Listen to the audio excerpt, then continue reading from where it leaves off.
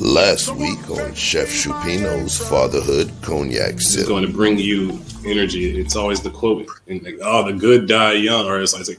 For me, like, I had to get into a couple of fights. Like, I had to, because it was just, nah, I'm going to stand on mine. Ain't nobody. And the coward gets to go home to tell the wife how the hero died in battle, and then he gets They are emotionally immature because of how that came down, and it wouldn't have mattered where they were getting the inspiration from, male or female. Like, for me to give you a straight out answer to that, we go to Africa, where their society structured, centered around the nuclear family. There are certain things that the men can and cannot do in those societies. Someone fetch me my apron. Yeah, yo. We finna cook. This thing here is part of a series. This particular series is a fatherhood cognac sip. You don't have to be a drinking man. All we ask is that you're a father, preferably a father of sons, or even a father that's raising sons. All right? Just so we can talk about certain things that encompass raising of those boys. We spoke on some emotional literacies. You know, we spoke on societal literacies. Today, I want to cover educational literacies. So I'm going to bring up first. Hey, you gotta show me how you do it without the headphones, okay? This is not my feng shui. Okay. Hey, don't worry. These headphones don't go with this cologne, you understand? You already know. Yo, peace to Mr. O and them. Okay. What's going on, my brother? Aisha Smith, don't start nothing you can't finish. Right. My man. Couldn't get it started without you. Today, though, is going to be a very special guest that we have.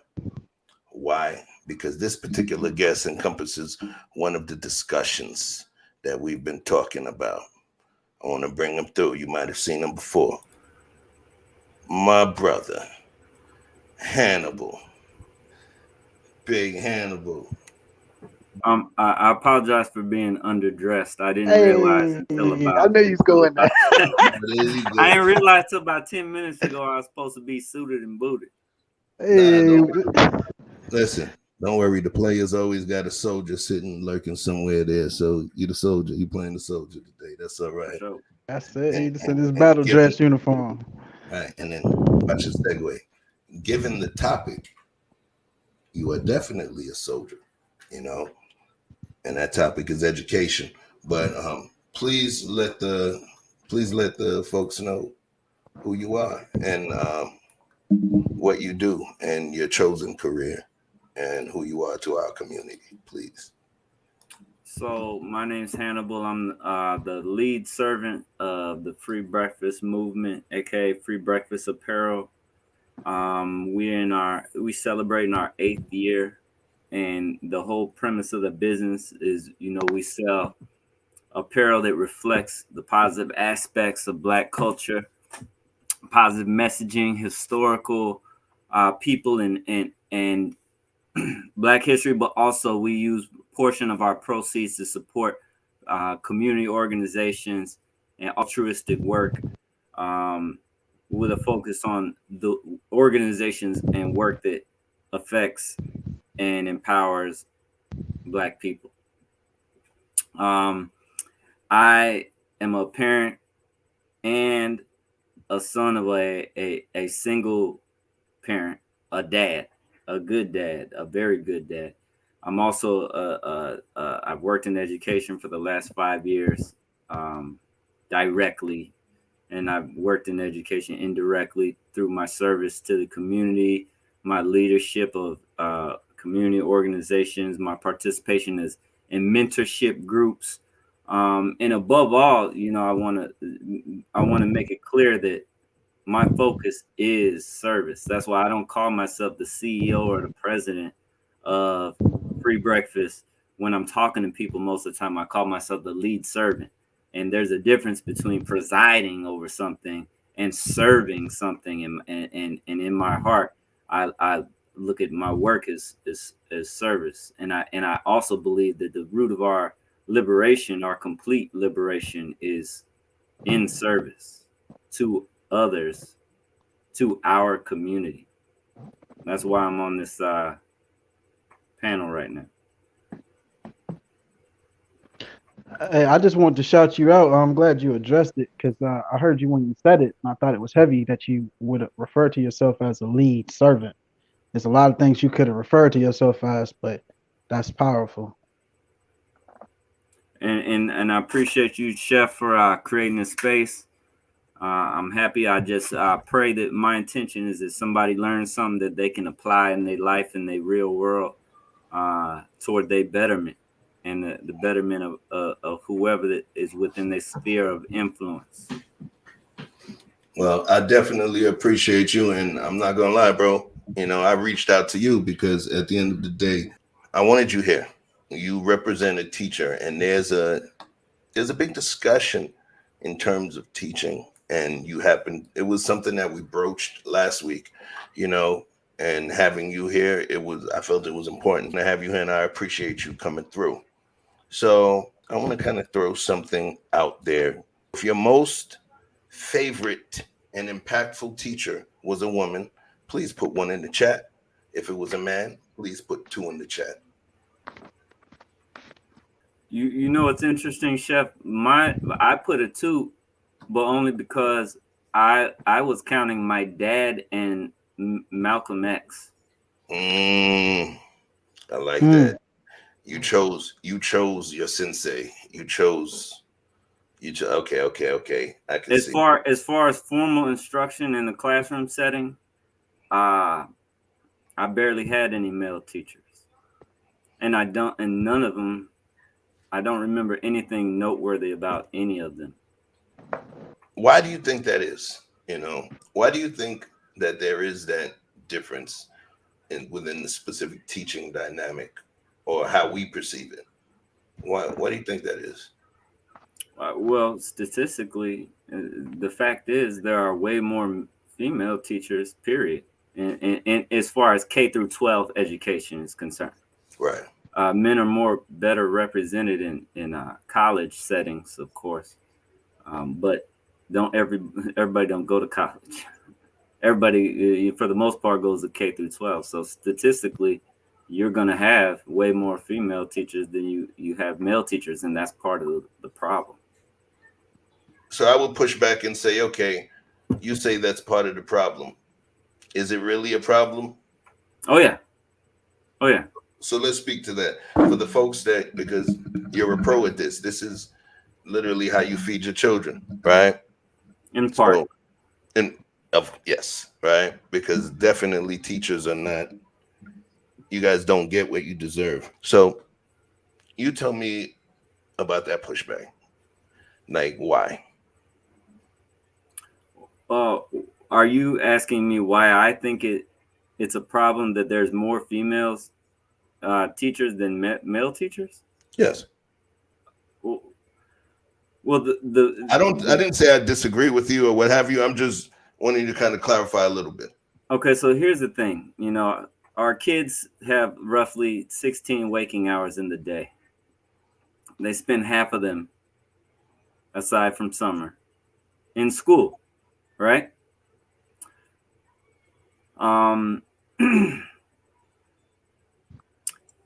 Take our boys, take black boys.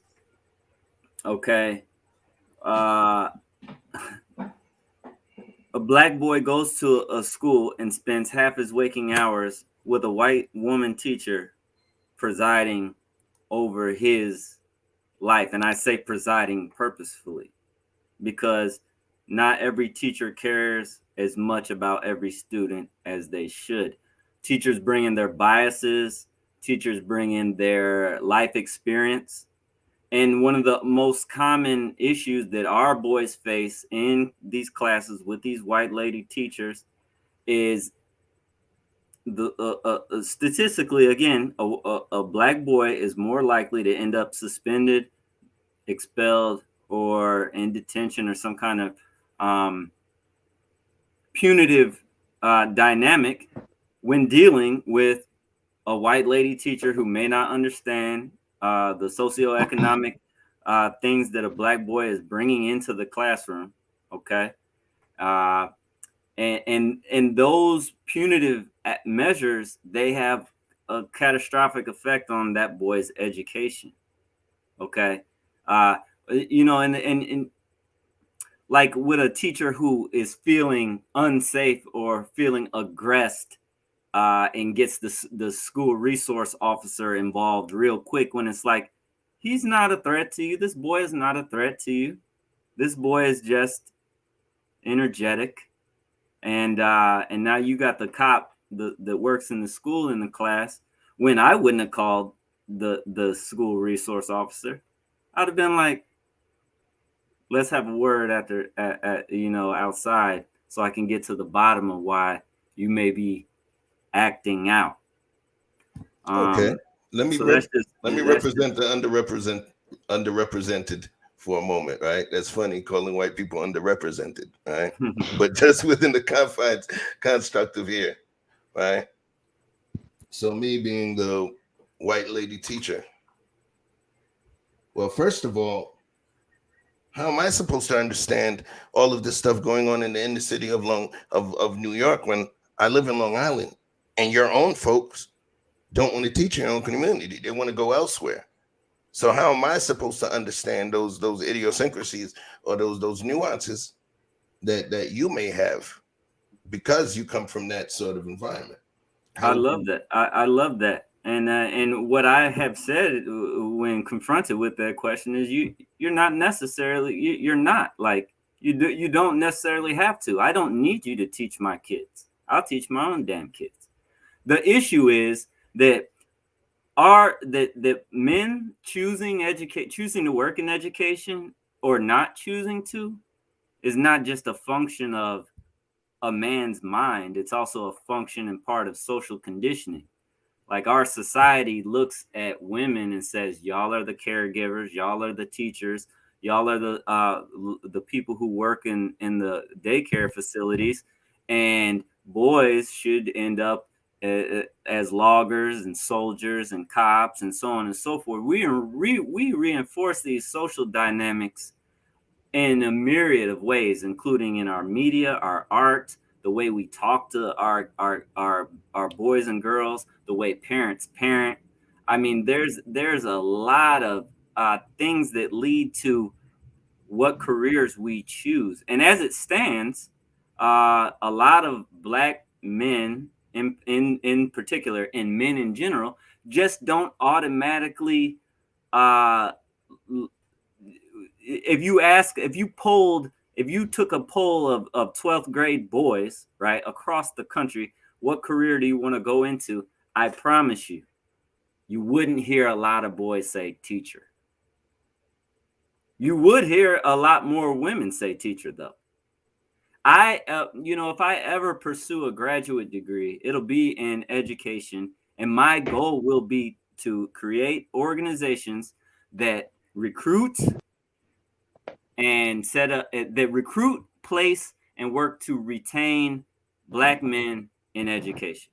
Because there's study after study that shows you put a Black man in a classroom, and not just Black boys' scores and performances improved, but the whole damn class, the performance of all the students in their grades is improved, because people respond to males differently than they respond to women. And that's a fact as well.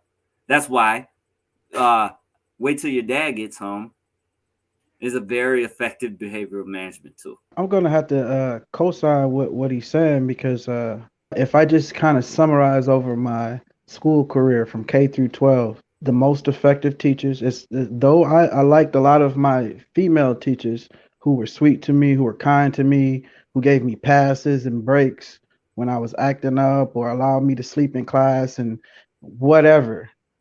I don't know of any one in particular that just really I could say she dropped the hammer and made me understand all the material, and it stuck to me.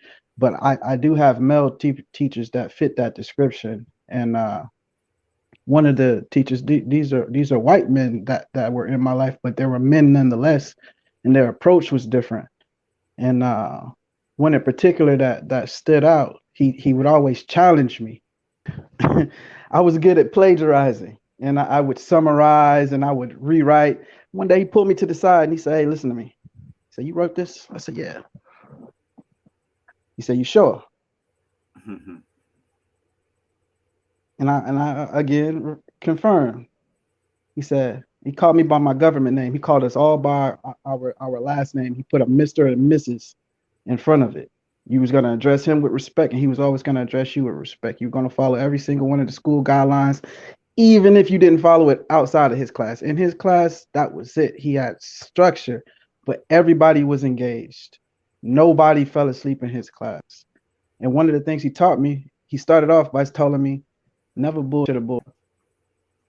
He trusted me to use that language with me to accent his point, but he saw something in me. He pulled me to the side. He gave me that extra, and he made sure I wasn't slacking. And every single time we had a debate style, he would make sure that he put me on the opposite side of whatever I believed, and I had to argue the opposite side. He challenged me. He pushed me. He didn't let me slack off. He didn't allow me to waste time on girls. He followed up with me after classes and such, and he did that for every single one of them.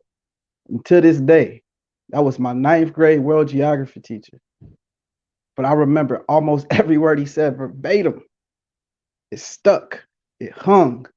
And it wasn't a black man, it was a white man, but it was a man nonetheless. And I think it had a lot to do with his presence as a man in general before he ever said a word. You know, it's funny. That's pretty dope. Some of my illest 2 out of 3 favorite elementary school teachers were Mr. Thomas and Mr. Sutherland. Mr. Thomas was my teacher at a school called St. Mark's in Crown Heights, Brooklyn on President Street. It was a Christian school. We wore red blazers and gray pants and uniforms. And I had Mr. Thomas for 3rd and 4th grade. And then I had Mr. Sutherland for 5th grade, right? Turns out they were brothers-in-law, right? But yo, Mr. Thomas, he used to challenge you like a fatherhood challenging. You know, he's like, "Hey, why you always skylarking? Hey, Ford, why you always skylarking? Yeah, you know all them good songs, right? You know all the words in them songs, but you can't do my homework. You always skylarking, Ford." You said about the presence that men bring to the table. My favorite female teacher of all time was a lady named Mrs. Makowski, Elaine Makowski, right? I'm dead ass. Elaine Makowski. She was tough. She was a big burly looking woman, right? If my name was Kevin Samuels Jr. or the third, I might have said she exuded masculine energy. But it was needed. She challenged me. You get what I'm saying? She challenged me. So it was interesting because her presence, even though she was a woman, she was married, her presence was, you would have thought she used to, drive trucks before she taught 2nd grade. But I learned so much. Is it the challenge? What do y'all think about that in terms of why we may perceive men in the teaching role as important or potentially more impactful? Even outside of any, racial aspect of it, just in terms of just men in general. First I got to push back against the way you described it. You said more impactful. Mm-hmm. I would have said just as. And the reason why I look at the current ecosystem of education is lacking is because it's so unbalanced. it's like dramatically. Like we're talking 83% women, 17% men in the K through 12 classes. So in a perfect world, for every female teacher you'd have a male teacher. Like we need the balance. We don't need, even girl students don't benefit from having women instructors 100% of the damn time for 12 years of their educational life. Like we need balance. That's the first thing. The second thing is being challenged is certainly important, but it's not just the being challenged. We challenge kids when we say, I have a high standard for your performance. I have a high standard for your performance, because you could translate that into saying, I believe that you can master this material. I believe that you can understand these concepts and matriculate through this system. I believe you're capable of this work. And too many teachers demean our kids, and too many teachers do not serve our kids by assuming that they can't do the work. So it's not just that we challenge a child, it's that we say, I know you're capable of doing fantastic work here. I want you to rise to the occasion, because you can. If you tell a child they're dumb or behave towards them like they're dumb, they will accept that prognosis, and they will not try to be smart. They'll say, you're the teacher, you're the person in authority. You said I'm dumb. Guess what? That's why I got a C or a D. I'm dumb. You told me that. You act like this towards me. Why the F would I do anything greater or try harder when you've made it clear that my efforts are not going to result in any fruit? My efforts won't yield any fruit. Once you tell a kid, look, boy or girl, I know that you can do this, they will try to do it. It's a psychological principle that it doesn't just, adults respond to this. You dig? Am I clear? Am I being clear? No, I get you 100%. I get you 100%. So let's say right now, especially, you're accomplished teacher within the Chicago, right? Within the Chicago school system. So let's say myself, say I'm a white guy, a white teacher, and Vic is a white teacher, right? And Vic has a son. I mean, Vic is an Asian teacher, excuse me. Man, he has a son. I'm the white guy, I have a son. And then you're a father raising sons. On the education side, if we said to you, we understand the institutional things that exist, we see it.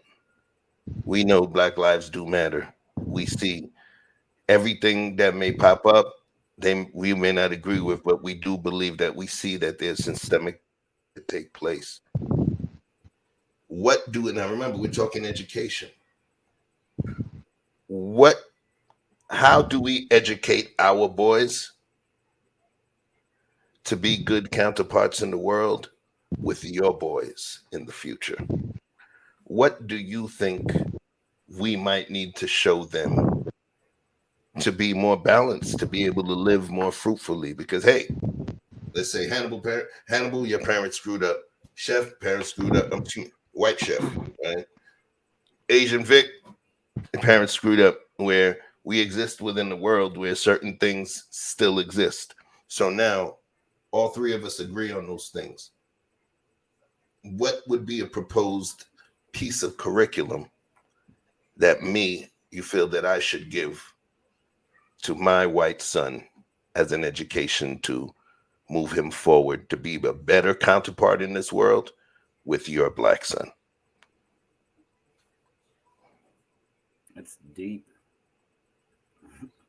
So you're talking about addressing the non-black children, essentially. Right, because here's the funniest thing.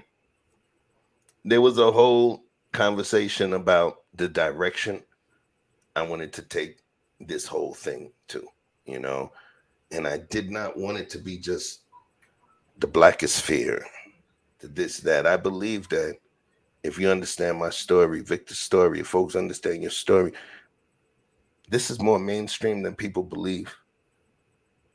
I want to go beyond beef sector. I want to go beyond, you know, with no disrespect. I don't want to be Chetland Circuit. When I say that, I want us to be able to actually have impact. And Vic is one of the people that kept saying action step. We always got to do action steps. So for me, imagine sitting under the table with a black father, a white father, an Asian father, a Hispanic father, sitting down and saying, yo, we understand what's going on. We can agree on this thing. What can we do within our home in terms of cleaning our own room, the Jordan Peterson dynamic? What can we do to do our part to make them better men in the world that they're going to exist in together, you know? So we didn't think it was going to find its way there, but I think it's kind of important, you know? Look, it's very important. It's very important. And I agree with you. And here, let me tell you something. I think the worst part of the state that the world is in right now is that there's no reason for racial dynamics to be, there's no good reason for racial dynamics to be affecting people's health outcomes, educational outcomes. There's no reason that racial dynamics should be affecting an evolved society's citizens' lives. But they do, because the people in power use these racial dynamics to craft policy and to administer resources in a way that preserves the power of the dominant society. And I chose that phraseology on purpose because it doesn't just these racial dynamics are divide and conquer dynamics that are used throughout the world by people in power to control people who don't have power. People in powers, they work to maintain power and to maintain resources, and those often work hand in hand. What a white parent needs to be telling their white children is that we're all going to die together if we keep letting these bastards divide us and distract us from the issues that are really important. Like there are too many people who walk around with a diluted perception of society and the state of the world, and it stops them from doing the work that they need to do to change it. Like there's a white person right now who thinks that they're always going to be fine, and they're barely getting by. They're pretty much working poor, but they don't feel it as saliently as somebody who is maybe first generation out of the projects in the inner city of Chicago, because there's different kinds of poverty. There's poverty that's very pathological and it hurts a lot more, when you're exposed to crime, etc. And then there's poverty where you don't have to be exposed to crime. There was a study that said that poor kids in Baltimore have it way worse than poor kids in Bangladesh, because there's a poor child in Bangladesh who can wander around all day and not have to worry about threats to their safety, as opposed to there's a poor child in Baltimore, neighborhoods in Baltimore, where that child wander around for a half an hour and is going to end up getting trafficked in America. So I would say to that parent, you need to tell your child that all these superficial differences are just things that have been used to keep people off these derelict politicians' ass. Because if we was all really paying attention to the things that matter, we'd say, you people, 50% of federal Congress are millionaires. They're supposed to be representatives of us. Most of us aren't millionaires. So we got people who aren't poor crafting economic policy for people who are poor. This is an oversimplification of a dynamic that's very problematic. But we're not on their ass because we've let them use race to distract us, to keep us focused on the lowest levels of Maslow's hierarchy, and to be fighting with other poor people instead of looking at them and saying, y'all have been mismanaging resources for decades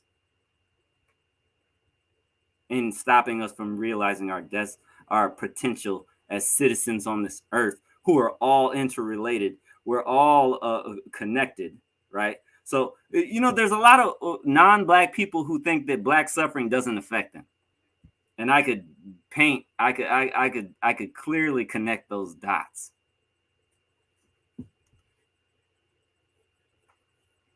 So, because the thing is, sometimes I've been known to go high into the clouds, right? And think in terms of what I consider blueprint theory. But the thing is that those blueprints have to translate to the tactical. There's a talented 10th, like E.B. Du Bois spoke to. We have to speak to what I call, it's a chefism I call the tactical 90th, right? Those are the ones that actually hammer the nails, the contractors. So what would be like a more tactical approach? Because within your job, you're charged with teaching kids of whatever race come before you, right? Perfect question. How do you juggle that? Like, have you ever had any non-Black students so far? Because I know you're in Chicago, but have you been not confronted, you know what I mean? Have you had non-Black children as many of the schools that I have done most of my formal educational work in is predominantly Latin. So I've interacted with way more Latin students than anything else. And for me, the thing that disgusts me most is when I hear about teachers who clearly are having racialized responses to kids. I am a Black nationalist. I primarily care about Black people, but that doesn't mean I'm going to treat a fucking white or Mexican child poorly just because they're not Black. That is disgraceful. But I have the ideological setup in my heart and mind to behave like this because I had my dad in my life. And my dad, who was a teacher a fifth grade teacher for 20 years, and the only Black male teacher in his district, for the entire time. This is how he taught me to instruct. This is how he taught me to live.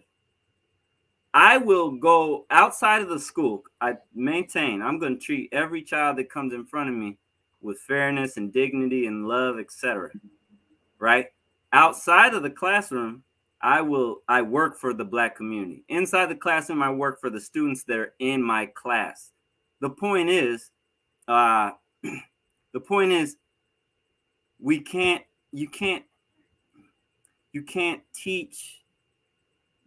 interact with kids with your racial bullying. And I want to be clear, like, I'm solution oriented too. Yes, we got to speak to the 90%, the tactical 90%, because we need more laborers than we need pontificators. That's a fact. Okay. The plain language is this: the status quo is unsustainable. Poor people of different colors fighting each other and letting rich people exploit them is unsustainable. So parents of all colors need to realize two things. The most important jobs are this: parenting, concerted parenting, and teaching. If you're around kids, your kids' development is the most important work that can be done. So I would tell these parents, you're your child's teacher. You should be your child's teacher more than anything else. Be their parent, their teacher, and then worry about being their friend. when y'all are adults and in the same peer group. Too many parents, and I know this from my time in the classroom and from my anecdotal experience of my 20 years of adulthood, too many parents want to be their kid's friend more than they want to be their kid's teacher. Too many parents want to play Roblox with their kids instead of teaching their kids about credit management, instead of teaching their kids about civic duty and engagement, instead of teaching their kids about nutrition and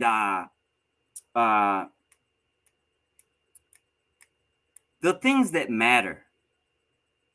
So I'd say, look, be your child's instructor and understand how interconnected we are and how we're gonna thrive or die together. And if we think of ourselves, if we realize how connected we are and how interdependent we are, then maybe we could see the value in being more involved in the world of civic engagement than we are in the world of fantasy football. No shade to people who play fantasy football, but if you know more about your fantasy football team than you know about the policies that affect your child's education and health outcomes, then this is an area that you need to work on. Okay. Because you're the teacher, I'm going to have to go to you last on this one, right? So, Vic, you are helping raise a young man. In terms of the young man that you are helping raise, right? Yeah.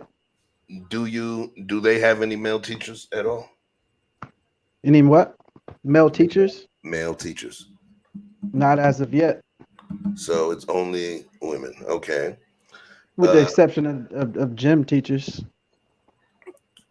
And okay, I see that's typically where you find most of the male teachers, and they may teach one or two courses, right. but that's generally where you find them. You know, and a lot of times the gym teachers will end up taking some classes, getting some certification, so they could pick up overtime at the school, and so they could do sub work too in the off hours. You know, but so do you think that there may have been some any inherent differences in what you saw from the performance or the absorption of information for that young boy? Do you think that this is his first year going to middle school? So the setup is a lot different. He's just getting into the changing classes and having multiple teachers at the same time. So as far as seeing who's more effective, that remains to be seen. This is the first year where he's dealing with male teachers in general. And there's not a lot of those, like I said. So that remains to be seen. So all I can really speak on, and the baby boy, he's in kindergarten, so he's just getting started. I did have a question for Brother Hannibal. So when you respond, if you could try to slide this answer to this question into your response. You said that that you identify that there is an issue. If I heard you correctly, that there is an issue in the school system, be it the lack of male teachers or any other number of things. We also stated that economics is playing a large role. Economics and politics is playing a large role in the availability of resources, teachers, and how things are set up. So my question for you would be curriculum, system, as in the whole entire system, or what happens after the children leave school, home life. Which do you think is more important for us to focus on first to address some of these issues? I'm glad you asked that. And as far as importance, it depends on who you're asking. As far as the three main entities that are involved in the child's education, the three main entities are the government, the school, and the household. We have problems in all three areas. But there's opportunities and solutions in all three areas as well. So from the governmental standpoint, there is been an increasing or a decreasing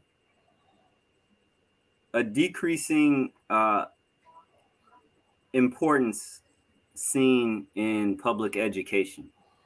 They don't say that overtly, but they say it with their actions. For instance, under Trump, he appointed Betsy DeVos as the head of the Department of Education. She had no background in education at all. That None. was crazy.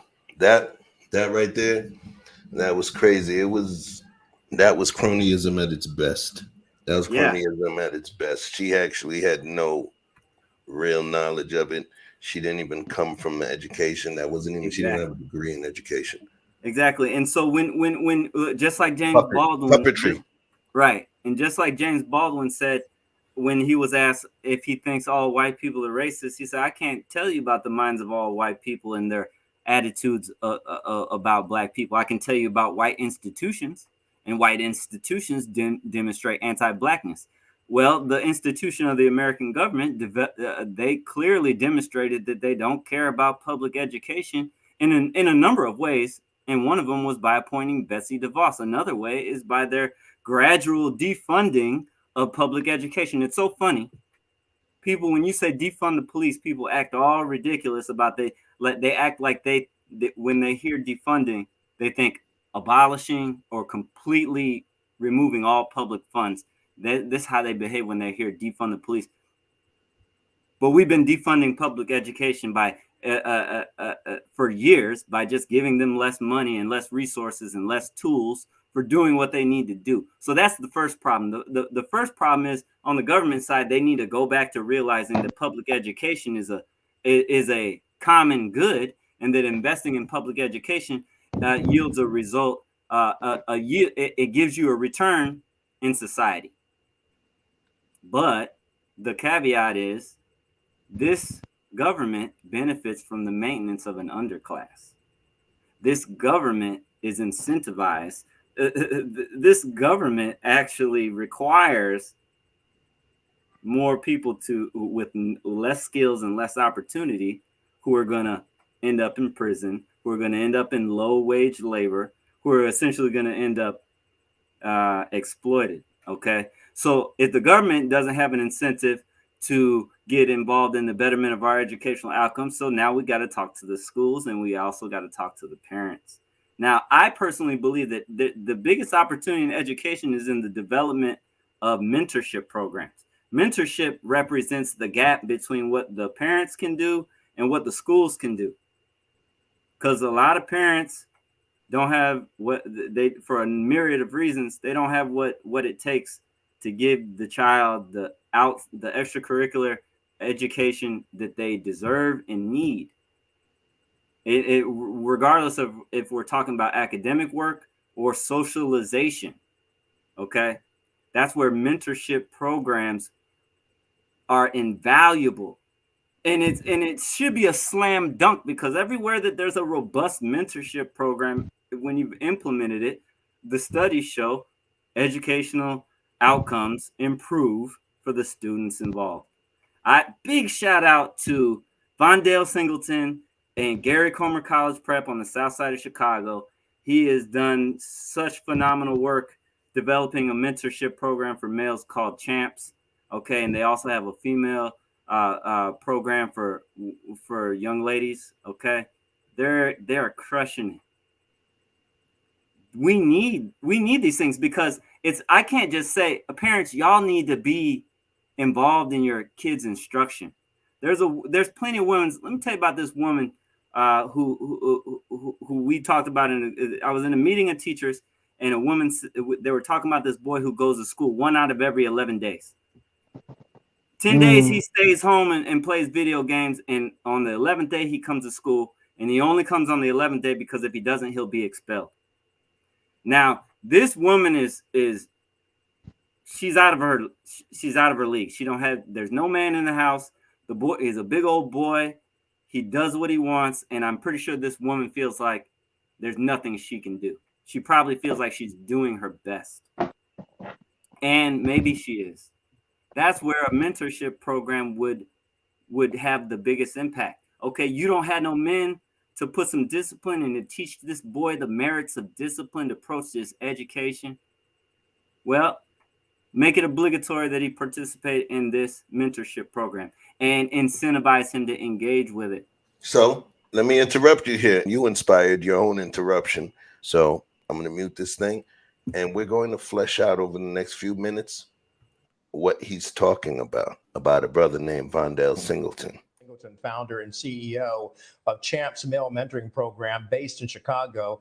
Vondell, it's good to see you. Based on your extensive experience in Chicago, what is the key to making a dent in the gang culture so prevalent in our cities and showing young Black men that they are indeed positive alternatives? There are positive alternatives, I should say, to gun violence and other lifestyles. First of all, thanks, Kelly, for having me. I would say one of the things is to show up and be consistent. I think, a factor in our communities is that when you're dealing with boys and young men of color who growing up without a father or a positive male role model, then they look into the nearest guy to kind of guide them and lead them. And what we do as a Champs Male Mentoring Program, we consistently show up day in and day out for the past 7 or 8 years, but yet you don't hear those types of stories portrayed in our media. So we continue to boots on the ground and push that narrative forward. Well, that's one of the reasons why I like having you on, because you are boots on the ground. And, the President of the United States talks about the fact that organizations like yours and other mentoring groups and volunteer groups to stop the gun violence, they need to have money. Cedric Richmond, the senior advisor to the president, stated there's a $5 billion plan to help organizations like yours so that they can spread out these boots on the ground to help end this epidemic. I want to ask you, how does that help, and what solutions have you brought thus far to your community on the south side of Chicago? One, I totally agree with that mindset. We have to get the resources and funding to sustain the work and build out capacity and really create pipelines where our young men are not just getting skill training, but they're getting jobs and careers. We create those opportunities with our Champs Male Mentoring Program. And as a partner of Gary Comer College Prep, we started an entrepreneurship program where we're engaging our young people with their ideas. And we're saying, who can we find to really invest in our young people? Because we're not saviors. We're not trying to fix the community. We are healers, and we're showing up to come alongside and say, you know what, we are the answer to our own problems. But let's go ahead and support that from a financial standpoint, from an investment standpoint, and give those resources to community organizations like Champs and others that are really doing this work at a very high level. We would need to have mentorship programs to bolster whatever educational stuff, because whether you're a white teacher, Asian teacher, Black teacher, doesn't matter, Indian teacher, 1 + 1 is always going to equal 2, right? So when you're talking about reading, writing, and arithmetics, I'm talking about the other stuff, the history they may not learn, the level of understanding they may not get, the things that they may need to help them move forward, instead of expecting teachers, people that are typically city or state employees, to be the ones to command the full breadth of what our kids learn. I think mentorship in particular is essential.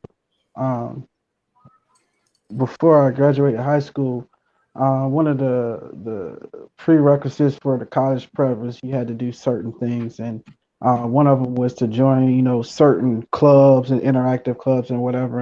And I chose to do a mentorship program, and actually work with the K-5 and after school program. And I did that in the military, and I did that, in different times, different places. And I dealt with a lot of the youth, before I even, found myself in a situation to be raising children. And I always noticed that there was always a handful of children, boys in particular, but there was always a small handful of all the children that would, even in a playful setting, that would draw to me. And I took out extra time with that, and it wouldn't matter whether you were helping them with their homework or advising them on how to deal with conflict or emotions or any of those things. any assistance the parents can get, because the parents are sometimes the last to know. They're the least involved. Anybody that's available to stand in the gap, as they say, is something that I support wholeheartedly and would love to be a part of. Say that anyone to do what? Make sure they understand what you're saying, man. You can't slip that by. Stand where? I stand with that, and I would No, wholeheartedly you like to said be a stand part in of the it. gap. Stand in the gap. Yeah. Yeah. I mean, the gap is holding the rope. You know, we holding the rope. We're not trying to let that thing slide all the way out there. We gotta keep a hold in the rope. You know, so when the parent isn't available, when a father isn't available, somebody has to stand in his stead. If that man is incarcerated, if that man is deceased, somebody's got to fill that role. And if we walk around thinking that it's not our responsibility, I mean, that's how I feel about that in general, to pick up the pieces. You know what I'm saying? No doubt. So I'm gonna show to them what stand in the gap means: to expose oneself for the protection of something, to make defense against any assailing danger, to take the place of a fallen defender or supporter. Well, so from what I understand, I mean, Vic sees the value in the mentorship, and I feel like everybody should. It should be obvious, but we got to do more than see the value in. Like, we have to be willing to be the mentors. You know, we have to be willing to do that work. The mentorship, if you talk to participants of a mentorship program, here's what you're going to hear, especially if they're like represent impoverished areas. I never knew that I could succeed in this area until you all brought these people in front of me. There are a lot of mentorship programs that are showing poor kids doctors, entrepreneurs, architects, blueprints. These kids have never met these people before, and they associate those positions with whites, unfortunately, because the media that they consume depicts those professions as predominantly white or Asian. You know, one of the things I hate about American and Western media the most is if you look at the average representation of a black male on an average piece of Western media, he's a security guard, cop, maybe a principal. You know, like, we get relegated to the same crusty roles, a pimp, a gangbanger. You don't hardly ever see a black person depicted as an architect. And I'm gonna tell you right now, my dad was the first person in my family to go to college. And before my dad went to college, the closest thing to a professional in my lineage was my grandfather, who was a mechanic for ComEd for 35 years. He didn't go to college. He worked with his hands on cars and things of that nature. And I honestly never met any like black degree holding professionals until I was well deep into my adulthood. Mentorship shows a child their potential. Like, children psychologically are not going to believe in their ability until they see it reflected in their reality. Children will not believe in their ability until they see it reflected in their reality. That is one of the biggest values in mentorship, is that if it is serious, it is exposing kids to reality.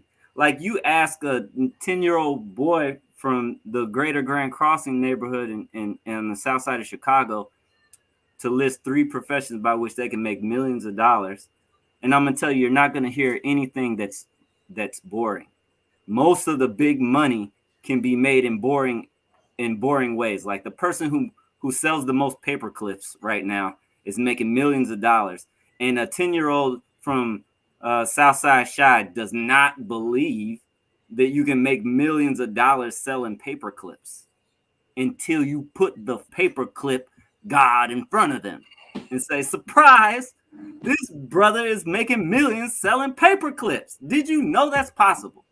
The cows will go to graze where there's grass. The grass is that money. The grass is that income. The grass is that level of economic success. So yeah, I believe that there's a natural segue from education into career. Why? How do you choose what education you choose to have? It's going to be based on your career aspirations, what you want to be, especially if it's something that requires, like the sciences, medicine, and anything that comes with potentially could get you a doctorate behind your name. They come with a high degree of curriculum and requirements. So how do you think that has an impact, both of you guys? And you tell me what you think about this. Thing, which was they expanded girls' sense of purpose from the old raise children only to being able to raise children, raise money, or do some combination of both. But no one stepped in and helped expand boys' sense of purpose in an equivalent way. Instead, boys were told, earn money, earn money, earn money, or alternatively, be a loser. The women's movement and the society helped create affirmative action to introduce women to professions they hadn't been comfortable with, such as the STEM professions, so science, technology, engineering, and math. But no one introduced boys to the caring professions. So one possible solution to the purpose void is to expand boys' sense of purpose, to consider the option of being a full-time dad, an elementary school teacher, a social worker, a nurse. We even have to say words like male nurse. Or we can look at, more broadly, the creation of a larger White House Council on Boys and Men in the way that we already have a White House Council on Women and Girls to address the 10+ causes of the boy crisis. A question that somebody once asked me was, well, will boys not consider themselves losers when they become full-time involved in the caring professions? And there is pressure in that. But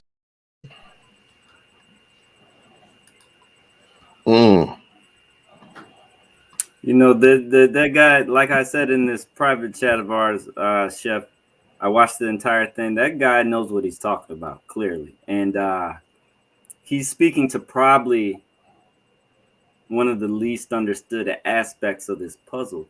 And that is the spiritual way that we approach child rearing. And by spiritual, I mean mental and emotional. So everybody who heard me say spiritual, I'm not talking about religion. I'm not talking about your relationship with your God. I'm talking about mental and emotional.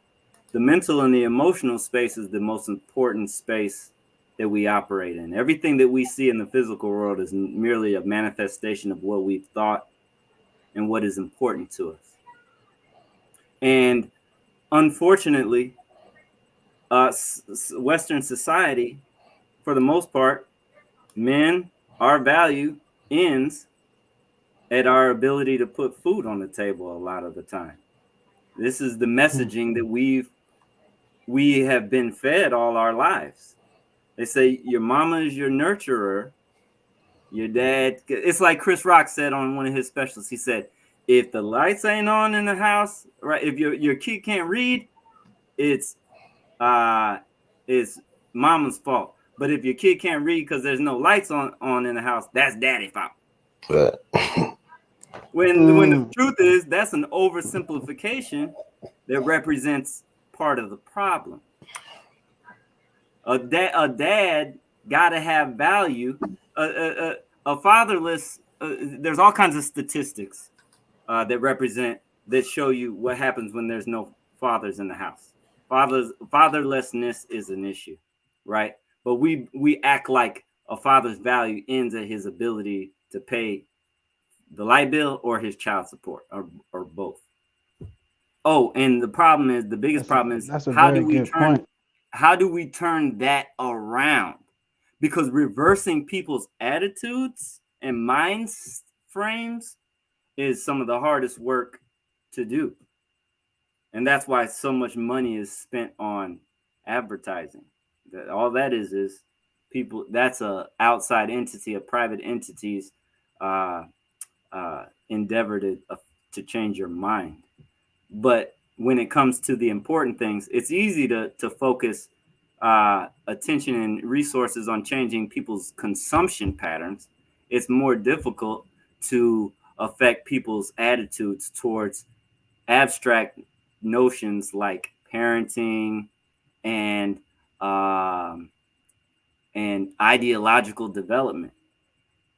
You know, like ask the average 30-year-old what their guiding principles is. Try it. Ask yourself, what are your guiding principles? If you are drawing a big blank, there's an opportunity for better your personal development.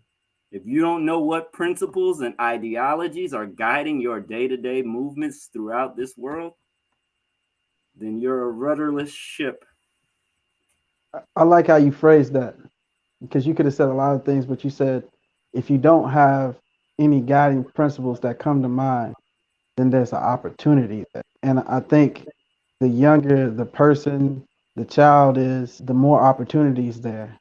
And I think whether it's the father or not, that example, whether it's a mentor or an uncle or whoever can stand in that place, they have a big job and a big responsibility, whether they know it or not, because they are showing the children what their options are, and they could just as easily be showing them some negative options that may not be in full display as far as into the outcomes.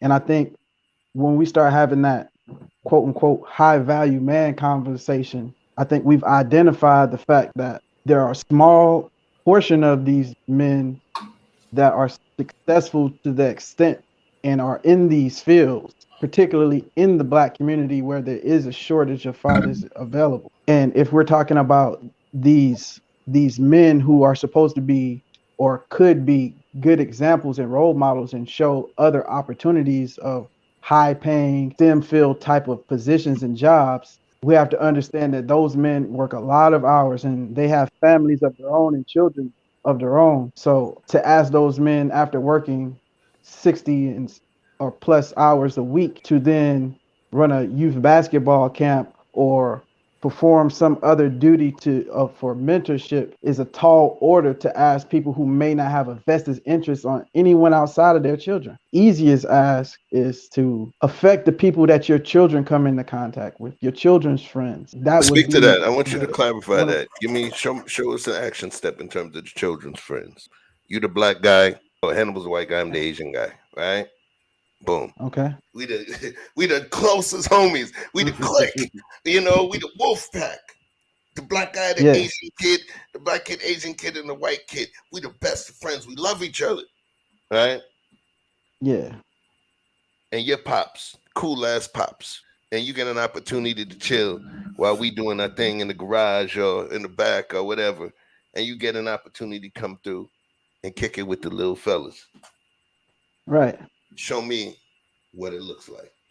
Okay, so it's simple. Sometimes, depending on is the person who wants to impress, are they a teacher or not? And if they're not a teacher, then you kind of sprinkle from afar. I used to have this guy. He used to stay across the street from my best friend. So every time I would go over there, Mr. Brown, he look across the street and see us outside. What's wrong with them pants leg, boy? What's wrong with that pants leg? Something wrong with your hat? He would make us straighten our heads up, pull our pants leg down. And he would do it every time, whether, it was his child or not, another friend we brought in. He was always vested in making sure we didn't look and carry ourselves like thugs. But that's all he had to offer. That's all the time he had. That's all he wanted to invest. But it was still important. And then you had people who would come down and say, what y'all boys working on? Oh, yeah? Y'all coming with me today. Come on. We going over here. We going to fix the car. We going to do whatever we doing. We're going to do some man-like things, and we're going to work on bonding. So when my 12-year-old is walking around and now he wants to twist his hair and color his hair, and he wants to get his drip up, all he wants Christmas is a gold chain. I'm like, where are you getting this from? So that's when I had to look at his influences. Oh, the neighbor kid that's a little bit older that you walk to school. Now I see. You just dropped a lot of gems, Vic, a lot. Yep. Speaking of Linsky and what Brother Vic just said, first off, Vic, it's so crazy because your example of that dude who said, "What's going on with that pant leg? What's up with that? Straighten your hat." It seems like a small thing, but that is a big thing. What that man was doing was deciding intentionally to use the influence that he has on the people closest to him for their benefit, for righteousness' sake, for their betterment. It wasn't just him with little kids. Right. He cared. And Linsky just said, first comes the bond. That's crucial because a kid knows when you care and when you don't. They don't even have to have amazing emotional quotient. They don't have to be super smart. They know somebody who's faking and who ain't a lot of the time. And rules without relationships breed rebellion. But once you demonstrate and they believe you, a child believes that you care, they're open to your influence, or at least more open. And they're more open to repudiation, remediation, rededication, inspiration, all those actions, okay? They're open to that. But it requires, look, that's a dynamic there. That's a person using their influence instead of choosing, I ain't in it. I don't have to get involved. This ain't my kid. How many people are interacting with kids who come within their arm's reach and saying, that ain't my kid. That is your kid. Whether you can believe it or not.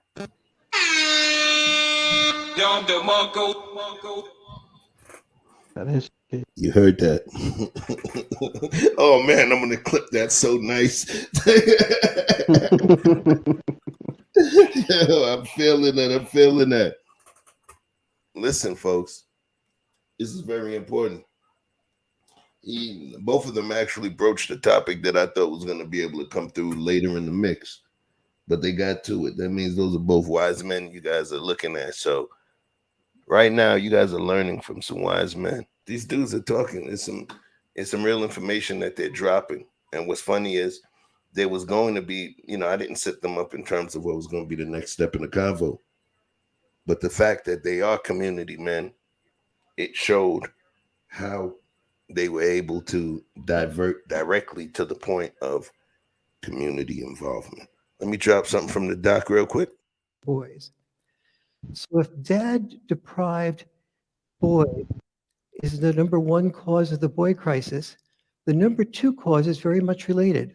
Boys go from the dad deprivation in home to a male teacher deprivation in school. We didn't used to know the importance of that.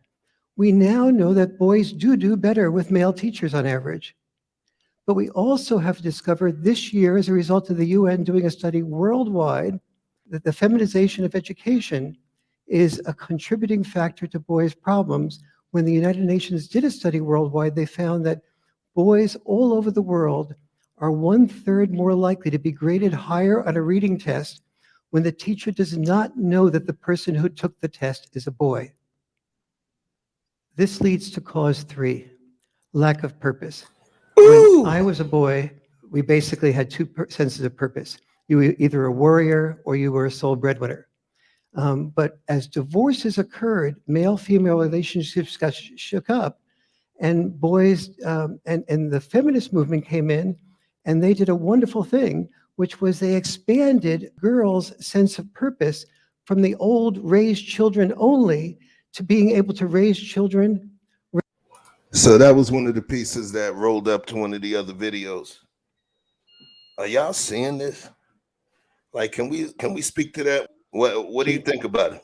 I mean, that goes back to what we were saying before, as far as proof that, as opposed to, just our inclination that men were more effective with children. If that's a stat that shows that men, and more often than not, are more successful as far as their outcomes with children. I know that's kind of hard to put that in a vacuum. I think that's something that the school system as well as the politicians should be looking into, to make sure that there's a greater balance, as Brother Hannibal was referring to, not so much as in let's switch it and make it more male dominated, but just to encourage and incentivize men to come back to the teaching fields. And if I may, Go Chef, ahead. do you mind if I sound off?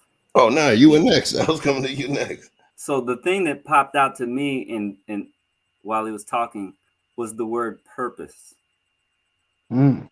Here's the thing. You can't put your finger on purpose in general. Purpose is spiritual, okay? But people need a sense of purpose. People who feel hopelessness often do so because they lack purpose. Purpose is related to guiding principles, right? Purpose is spiritual.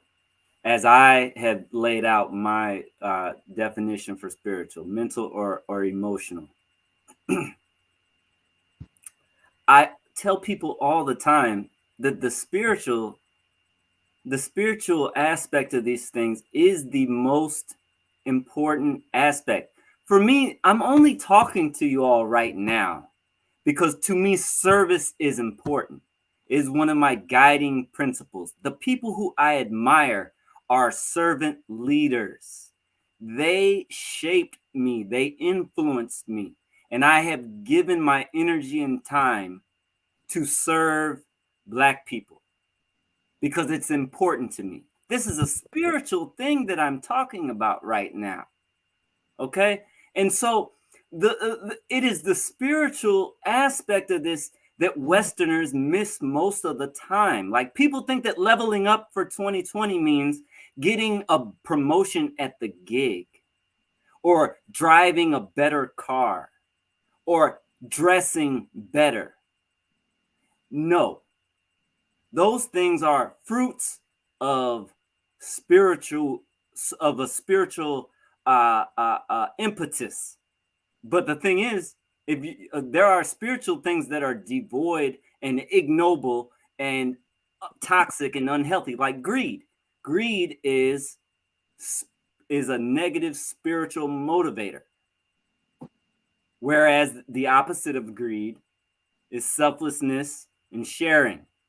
Okay, so again, like, if I didn't, my spiritual alignment and orientation guided my development of the free breakfast movement. My spiritual motivation, which again is not related to my relationship with the higher power, it's my relationship with my community. It has prompted me to put myself in harm's way at protests where police are being violent. It is the spiritual motivation that says, I know you just got off work, brother architect, but I need you to speak to my kids at this mentorship program. They need to see a Black architect. They need to know that you can have purpose and you can live good doing this nerdy ass shit, because they don't know about Black architects. But it takes a spiritual motivation, a spiritual element to make that decision. And we have too many people who don't get that purpose.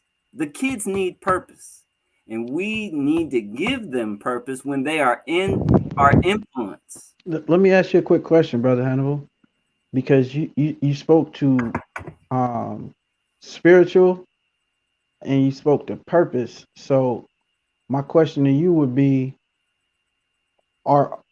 you said that what you're doing is spiritual, but do you find it to be your purpose? Do you feel like it's fulfilling your purpose? Yes, wholeheartedly. I'm smart. And and the only reason why my intelligence is important, in my humble opinion, is because it's a function of my purpose. I've used it to empower others. If I didn't, it'd just be selfishness, because I could be the kind of person who just uses my intelligence to better myself. But that's spiritually devoid as far as my guiding principles, as far as my axiology, as far as what I've decided is important. What I've decided is important and admirable is using my intellect to teach and reach and inspire. That is my purpose. And walking in it makes me feel like I'm not just suffering in vain. You dig? I hope I answered your question.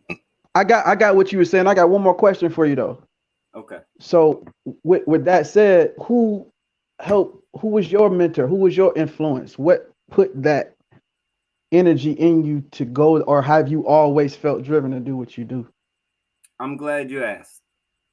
The long story short, I'm gonna do my best to answer this concisely. Is that okay? So my identity has been rooted in connecting with in understanding my culture as a Black man and a member of the Black aspect of the African diaspora. Black Americans are a very special, unique group of people who differ from Black English people, who differ from Black Cubans. Okay, I dove into what I decided were the most awesome aspects of Black culture, which is the Black Power movement. And so I read up on the Panthers. I read up on the Nation of Islam. I read up on Malcolm X. I read up on the Garvey movement. I read up on those things, and I decided those things were amazing. And I wanted to reflect those things in my own life. So once I internalized those things, which are all spiritual, then what you admire is what you will is what we admire is who we imitate. I admire those brothers, so I work to imitate those brothers. I don't admire the Bezoses of the world. I don't admire people who are just rich and don't care about other people. I don't admire misogynistic behavior. I don't admire absentee parenting.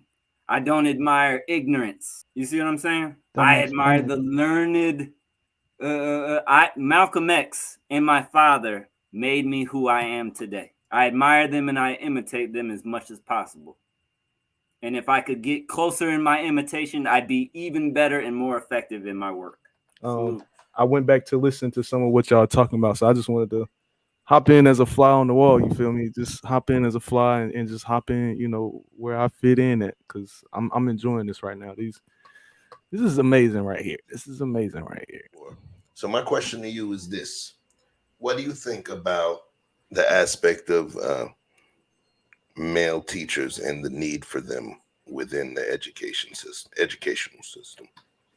For me, I have a skewed idea of the education system because I went to 4 different high schools in 3 different states before I graduated. So I don't have any connection with teachers or the education system. I don't have those kind of connections. So for me, everything that I learned was basically about the people that were in my neighborhood, the big homies that were teaching me things around the way, right? My mother was the founder of 2 separate motorcycle clubs, so fortunately, I was able to come across men of all kinds of. Your mom's? My mother, yes. How yo, that man, right? we talking to you, man. Get the hell over the stage. Get her the mic, yo. Yo, that's another. Yo, that got to be on my network. I'm sorry, yo. That's your mom, but nah, yo. I don't know. We got to arm wrestle for that one. That's a whole another one, bro. Man, No, but yeah, like that provided me the opportunity to be able to run into people of all different kinds of walks of life, right? We're talking about DJs, lawyers, teachers, doctors, nurses, men and women of all different kinds, and of course, they all look like us, right? Which was important. So the education system to me, my only thing when I was in school, as long as I was eligible to play sports, that was all that mattered to me. My GPA didn't matter. Am I eligible to play sports? That's all that was important to me. 100 watts. I'm glad you here. I'm glad you here because I want to say something about one of your talking points: children dating in at school age. The reason I want to bring it up, not so much as the dating portion of it, but I want to ask Brother Hannibal why he's here because we broached the topic, but I want as many minds to touch it as possible. Now, we identify that a large portion of the problem is that for the longest, with boys in particular, it is looked at or viewed or perceived by a lot of boys in general that focusing, paying attention in class, doing your homework on time, being diligent, being on time, along with being a virgin is all things that would be considered lame or uncool or not in or happening or popular. So how do we take those things that we can clearly see that we need and that should have never been in that category of lame or unpopular, the things that create these high level, highbrow type of men that we're talking about. The reading and the education that you got from those books. So many people have addressed the books that they read and how those books were able to fill in a lot of gaps and take them outside of their neighborhood and take them and give them other experiences and be their mentor. But if reading is a faux pas or something that's looked at negatively, it's particularly against the youth and particularly with boys, what suggestions, if any, do you have to change that narrative amongst the youth? I'm so glad you said that. Oh. So the first thing I want to say to that is that I just dropped a link in the chat. Okay. The link is to a brother with a doctorate who is an expert in this space, talking about early education. And he talked about this in the 80s. This video that I dropped was shot a long time ago, 80s or 90s. And he talked about the influence aspect, what you talked about, how you mentioned a very serious aspect of the problem. And the problem is that in a lot of young people's minds, scholarship, high performance is not nearly as attractive and desirable as athletics, peer acceptance, and the pursuit of sexual gratification. Here is the tremendous magnitude of these aspects can't be overemphasized because they are powerful things that interact with a child's minds. A parent and an adult who has part of our challenge is to protect kids from themselves, protect kids from the lack of wisdom that they have as young people.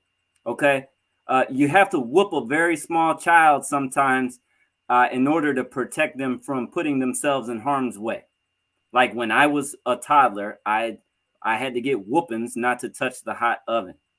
That was my dad doing something he wouldn't do to me now to protect me from the ignorance of childhood. Saying that to say this, parents have to protect children from negative influences. Sex is one of the biggest distracting things to a teenage child because first and foremost, it's a natural part of humanity and their hormones and they're going through puberty and they live in the West where damn rabid capitalists use sex to sell things. Listen to me. Rabid capitalists are abusing biological dynamics to sell people things, and your child is not equipped for that obstacle. Y'all hear this, man? You as a parent have to get in between yourself and all predators to your child's development. And that influence is a predator to your child's development. I'm going to tell you the biggest, I'm going to say something that a lot of people are not going to want to hear. Giving your child unrestricted access to their smartphone and social media networks and the internet is playing with fire. The smartphone is the biggest impediment to a child's development. One more time, the smartphone is the biggest impediment to your child's development. It kills creativity. They don't need to be as creative because they get entertainment from their phone.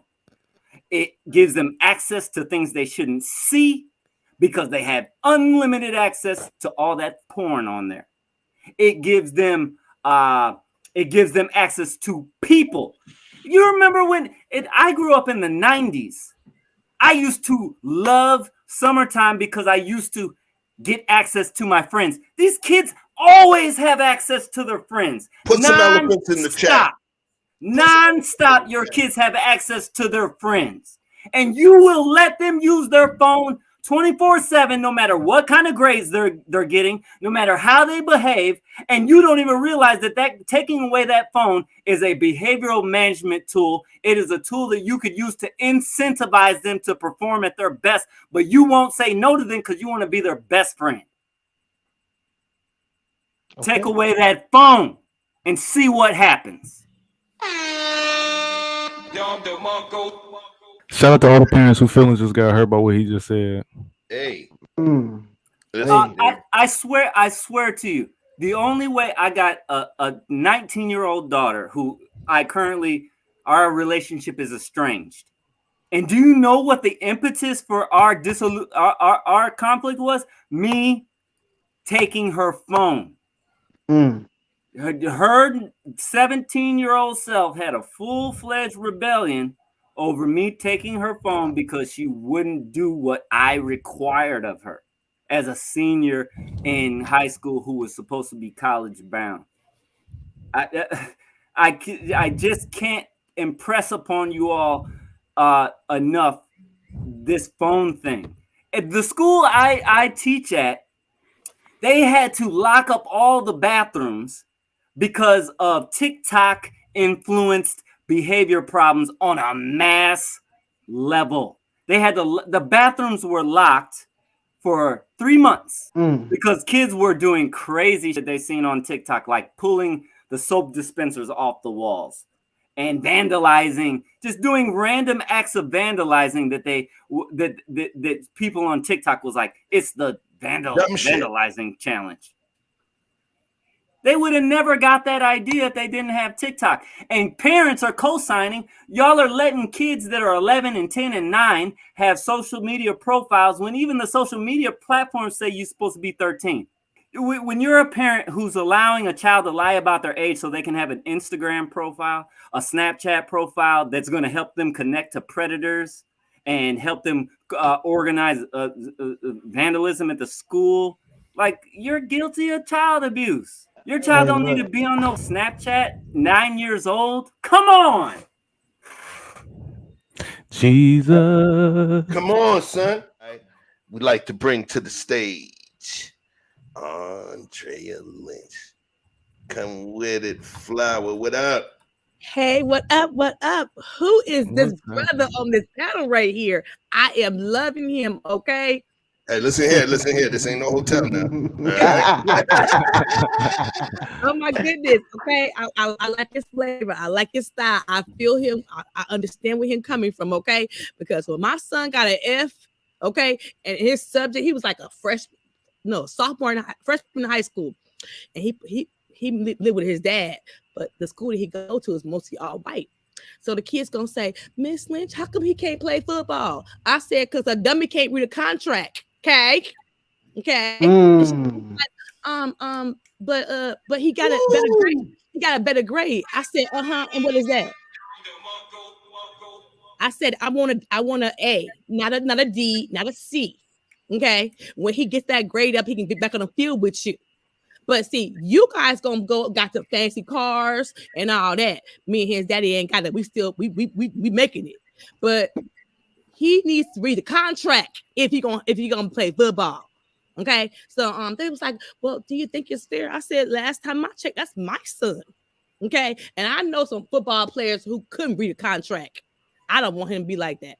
So when he gets a better grade, he will join you on the football field. How about that?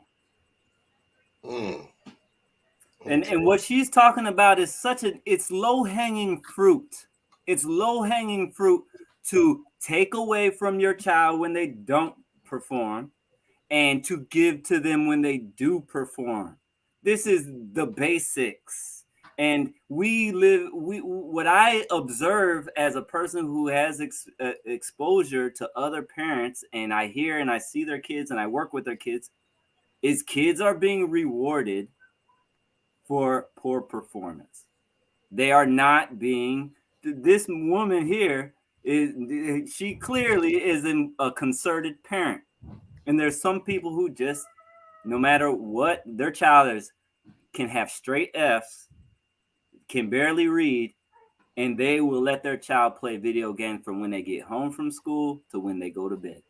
A quick question, Hannibal: Are your children involved in extracurricular activities? So my youngest wants to play volleyball. She ran cross country, um, and my boy, who is a senior, he not so much. You know, he's an artist, so he draws a lot on his own time, but he's not involved in like sports The or. reason the reason I ask is, are you into displaying like their trophies and ribbons and stuff like that? Like, are you into displaying the kids' accomplishments and stuff like that? You know, yes and no. Here's the thing. So my youngest, who's just now getting into athletics, and for me the decision would be this: put it up, but don't glorify it, because we don't want to give it an excessive amount of importance. For me, with her involvement in cross country, I said, I don't care if you win or lose. I care if you are working as a good member of your team and performing at your best. My goal for her, I said to her, just try to beat your time each race, your time. You know, you're running with kids who have been running cross country for years. Don't expect to beat these experienced vets, but do know that you can push yourself harder each time and you can get a better time. So I will hang up their ribbons to show that I support them. And I will, but I will not be one of these parents who's like, athletics is more important than other areas. No, like Sister Lynch said, you need to be able to read your contracts. And the odds are most people, they're not going to achieve professional. They're not going to be operate in the highest level of athletics. The odds are you're going to need a decent gig. You're going to need to have a skill that don't involve running or playing with balls. That's what the odds are. So I would never create a shrine to athletic excellence, because I would never want to be mistakenly promoting athletics above other areas that are just as important, like academics and the development of her personhood. Personhood. I like that. I want to kind of bring us back. I want to bring us back a step, because there was something that you were saying about what is it that we need. I was going to give y'all this whole answer, right? And be like, so is the overarching idea that the threat of violence is somewhat necessary in terms of the learning process. Now, let me cook for a second. The low-level threat of violence within the educational system. If you come from Africa, if you come from the islands, Haiti, Jamaica, what have you, there was an okay that the parents gave. Over here, with how litigious or legalese this company is, there's schools that do that here as well, but parents have to sign a waiver, right? You expected that the teacher that you had was going to catch that ruler and give it to you in your hands or in your ass if you didn't do what you were supposed to do. That was a major thing. Yeah, teachers would definitely put hands on you. In the islands, teachers would put hands on you. And then after the fact, when you got your ass home, your parents would put hands on you because you made somebody else put hands on you. So that's the embarrassment ass whooping that you would get. And I got to tell you, sometimes that threat of violence, it's a shame. You know, I feel somewhat ashamed because I always thought as a kid, I'm never going to whip my kids. That is this, that is that. No, and I got my ass whooped. I'm never going to whip my kids. They don't understand. I'm going to be a different parent. I'm going to be this guy and that guy. And then you get faced with some of the harsh realities that exist. And it's a wonder. And this is going to be, I'm going to use this as a segue to take us to the next part of the conversation. the how, the why, the who.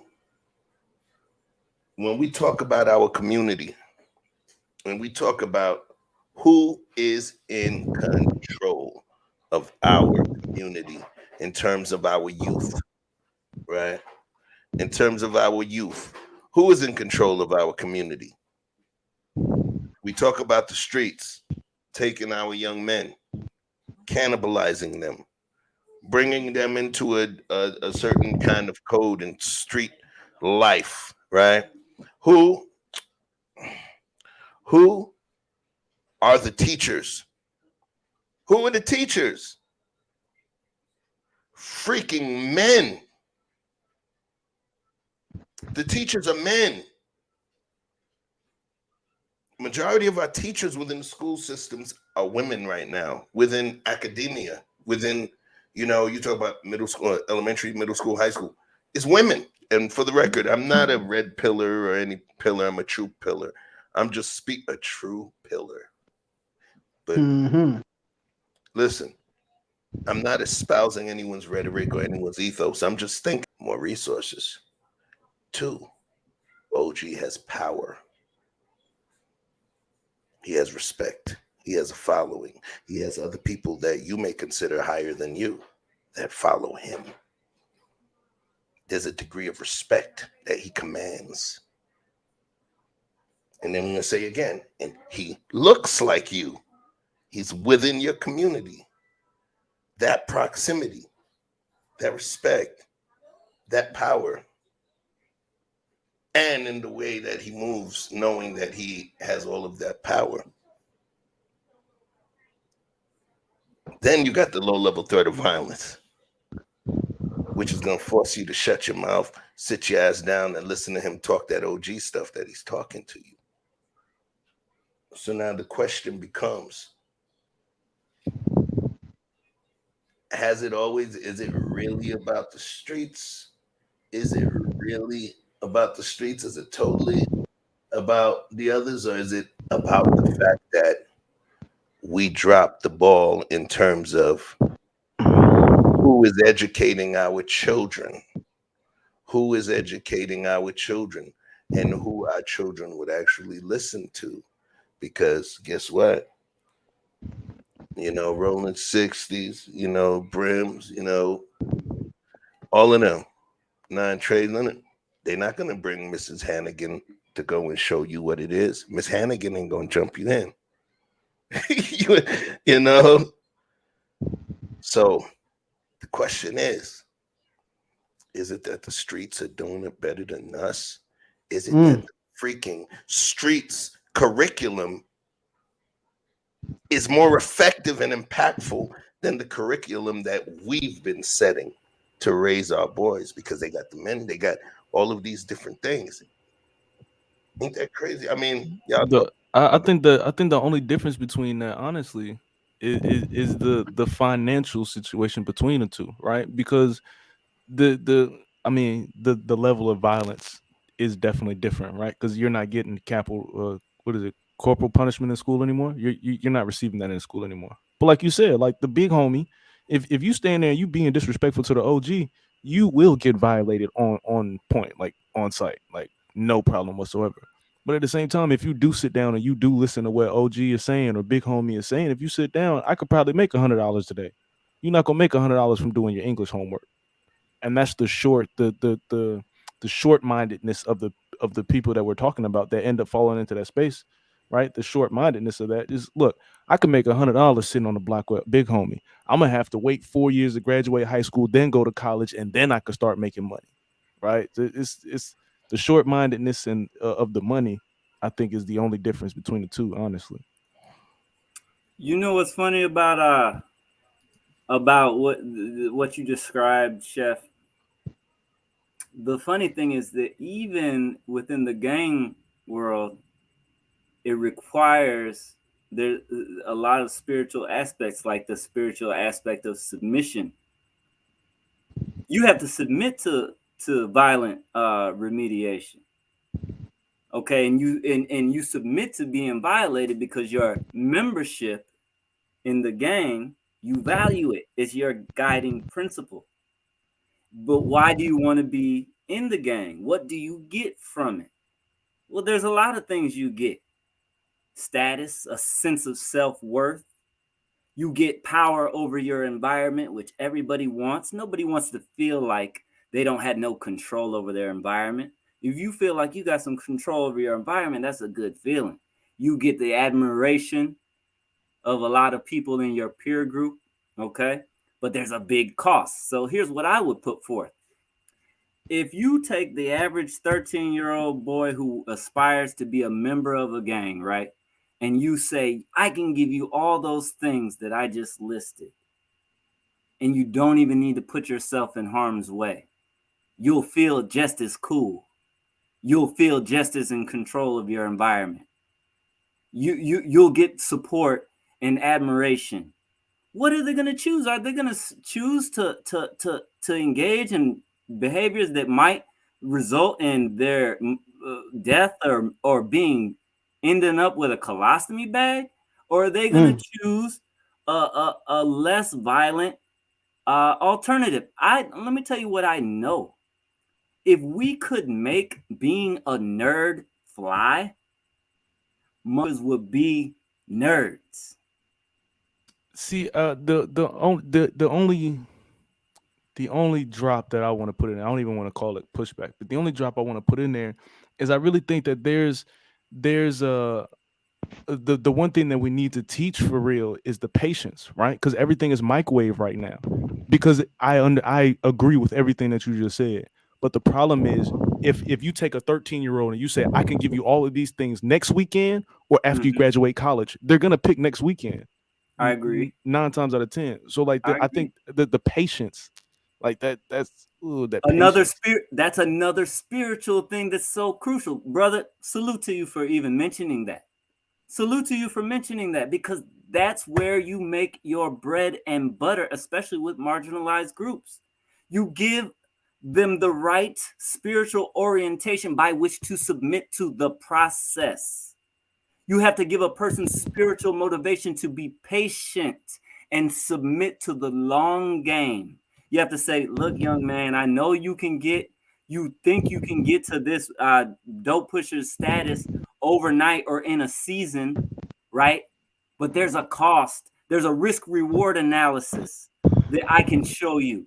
And I can demonstrate to you in a very compelling way that if you just be patient, you don't have to ever put your freedom at risk in order to get this level of success and accomplishment that you desire. Just rock with me here. But it requires, again, the spiritual components that you talked about. Patience. But an impatient person can't teach patience. An impatient person can't teach patience. And most people who subscribe to the culture of the West are victims of the poison pill of convenience. The poison pill of convenience is rooted in not having patience and saying, I could heat up this meal in the microwave and be ready to eat in 10 minutes instead of spending an hour cooking whole foods.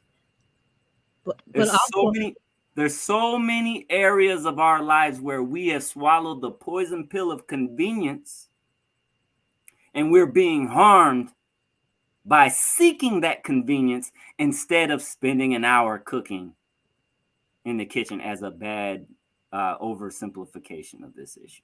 But also, you have to. This is something I've seen my dad do. Also, you have to tell the boys there's consequences, there's actions, and it's also you have to tell them it's longevity in staying. At being alive, it's longevity of staying out of prison. It's longevity. It's the race. Fast money can get you in the graveyard or in prison. And so my dad took my bosom to the prison. Okay, because he was like this. Because my uncle did 20 years in the federal penitentiary. So my dad took my brothers and said, "Look, do you want your life like this, or do you want longevity? It's a marathon." Some days it's gonna get worried. Some days it's gonna have peaks and valleys. And some days you're gonna get tired. We do get tired. I'm sorry, I don't want to talk too much. Go ahead, Vic. This is it was just a few points that I wanted to touch that we kind of went over. And you were talking about children having access to the phones. And I feel like when we were coming up, it was the TV and the VCR that was the new enemy that was sucking our brains dry, that was influencing us. They used to call it the idiot box. The VCR raised a lot of children. So it's hard to tell children to not do things that they see us do. It's hard to say, get that phone out your face when you got your phone in your face. And a lot of adults are having the same issue. So it's kind of hard. It's hypocritical for them to reprimand and take the children's phone for being on it all day, screwing around, not getting their necessary things done when they're on their phone, screwing around, not accomplishing their goals because they're stuck on social media. So I think that's one of the issues. But I think another one of the issues is the value when we're talking about the price and of male chastity, if you will, and having a value for yourself and being okay with being a virgin, seeing the actual value in yourself as a whole. I think children who are raised with a sense of pride and a sense of value, not pride as in prideful, but pride as in pride in yourself and proud of your accomplishments and your focus and your diligence. Those a lot of that times that comes from those extracurricular activities that 100 Watts was talking about. And I noticed when a child has a thing, whether it's karate, ballet, gymnastics, piano, whatever, as long as they have a thing that they're good at, they tend to be less inclined to be followers because their value for themselves is higher. They're not seeking that outside attention as much. And I'll close with this. You say admiration is a part of how people get the ear of your children. And there's a lot of people your children admire that you probably wouldn't want them talking to or influencing your children. And when you speak about the gang members and people who fall into that category, there's admiration, then there's fear. But when you combine both of those things, it's exponential, and people want that. They crave that power, adults and children. And I think the idea of having people admire you as well as fear you, that ability to manipulate your environment, to have people come to you, to have the answers, especially in a vacuum where there are very few answers, is hard to keep children away from that element unless you provide them an alternative. I think that's what you were getting at. I agree with you, and we do have to provide an alternative. And the how sometimes is more difficult, is more easier said than done. But here's something that I give all parents who ask me. I say this.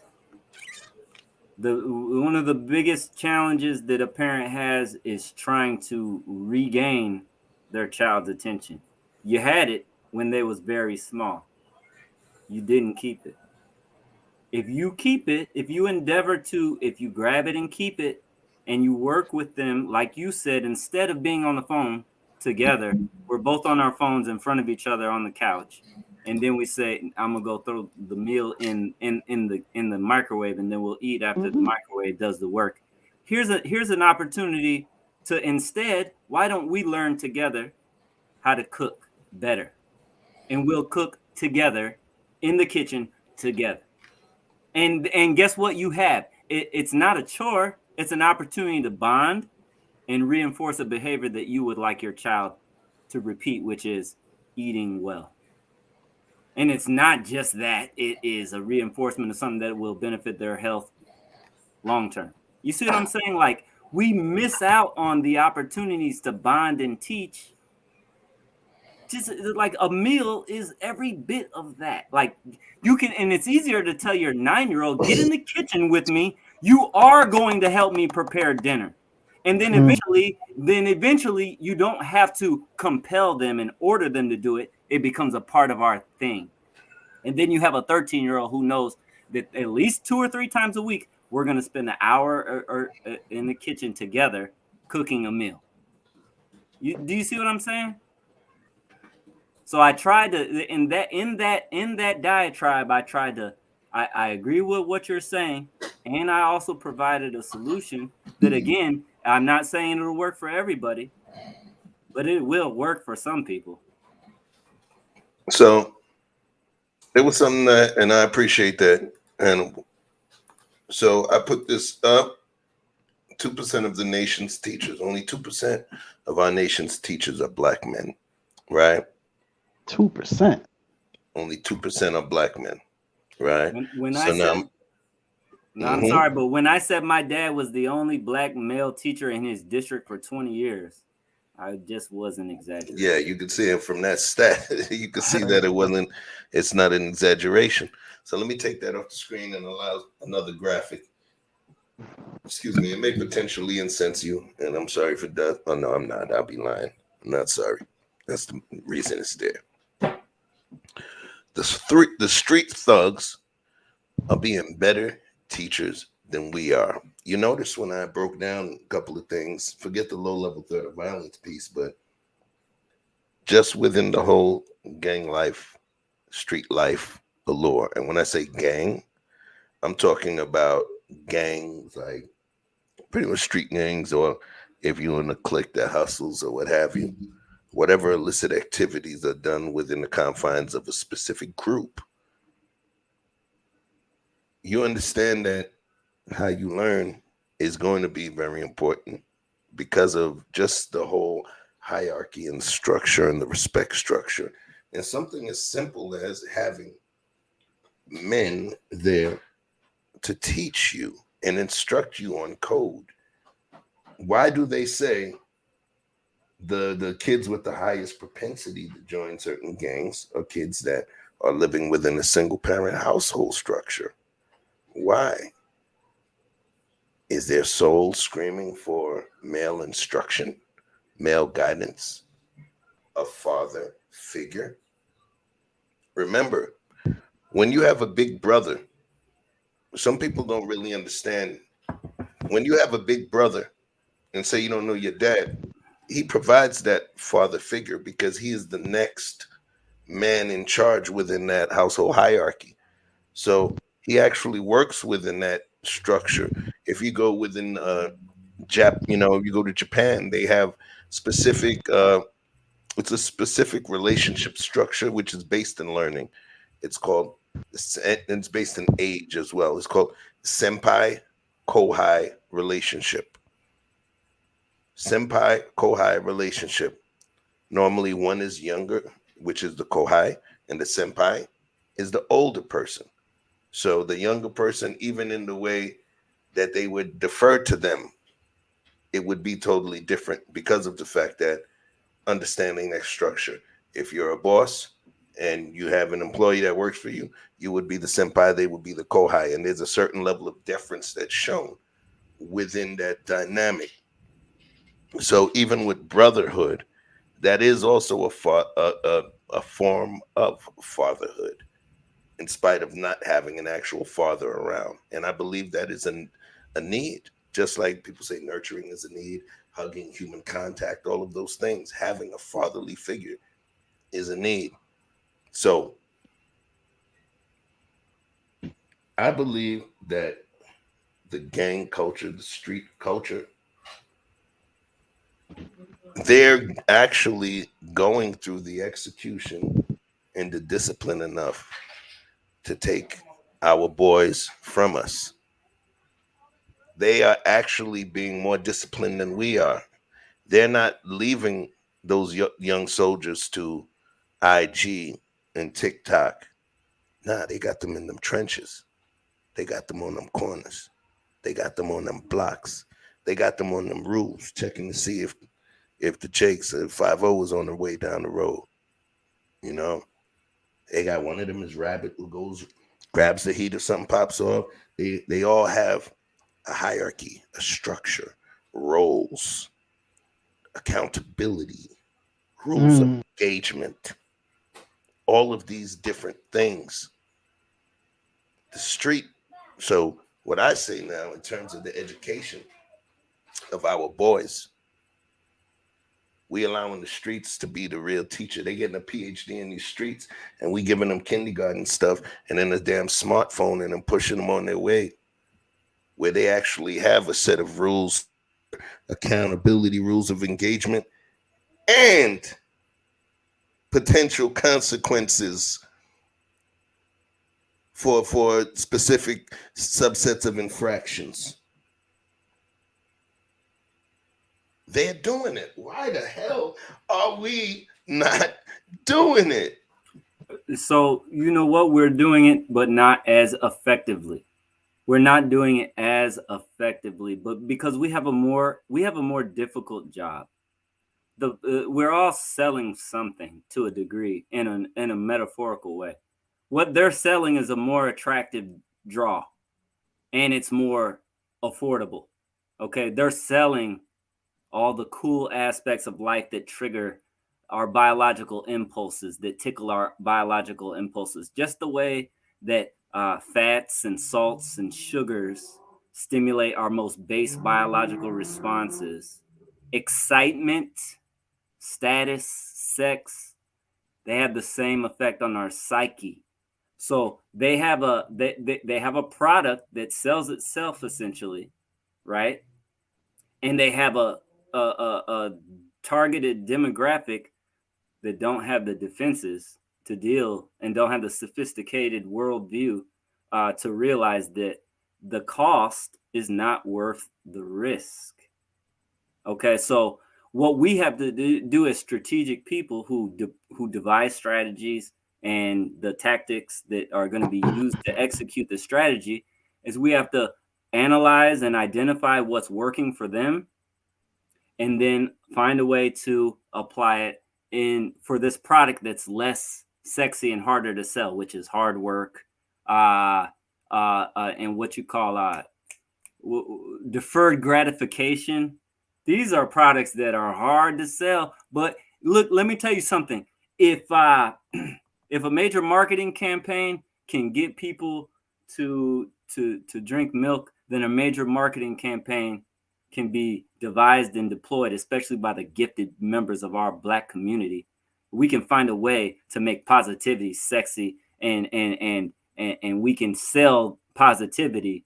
Just and we can, and goddamn it, we at least have the duty to try. We're not even trying. We're not even trying to come up with an effective way of selling positivity and righteousness. That is the problem. Only 1% of this country is trans. Less than 1% is trans. But we are involved in conversations about policies that affect trans lives. Like the trans component of our community is on our radar. It's in our collective consciousness because of effective marketing. It's not because there's trans people everywhere. They're not everywhere. They matter just as much as everybody else, but they're not everywhere. But their cause is everywhere. We have a cause, and that is the survival of our children. We need to devise marketing campaigns that affect people in their hearts and minds, and that make it cool to defer your gratification, to select scholarship and the pursuit of knowledge as opposed to the pursuit of a biological stimulation. This is our challenge, and we need to rise to it. This is our challenge. We need to rise to it, because if we do, the reward is an empowered group of people who will replace us in society, who will be competent, capable, skillful, and who will take over the institutions that affect our lives, and who will be in a position to help take care of us when we're old and got dementia and arthritis and can't do what we need to do.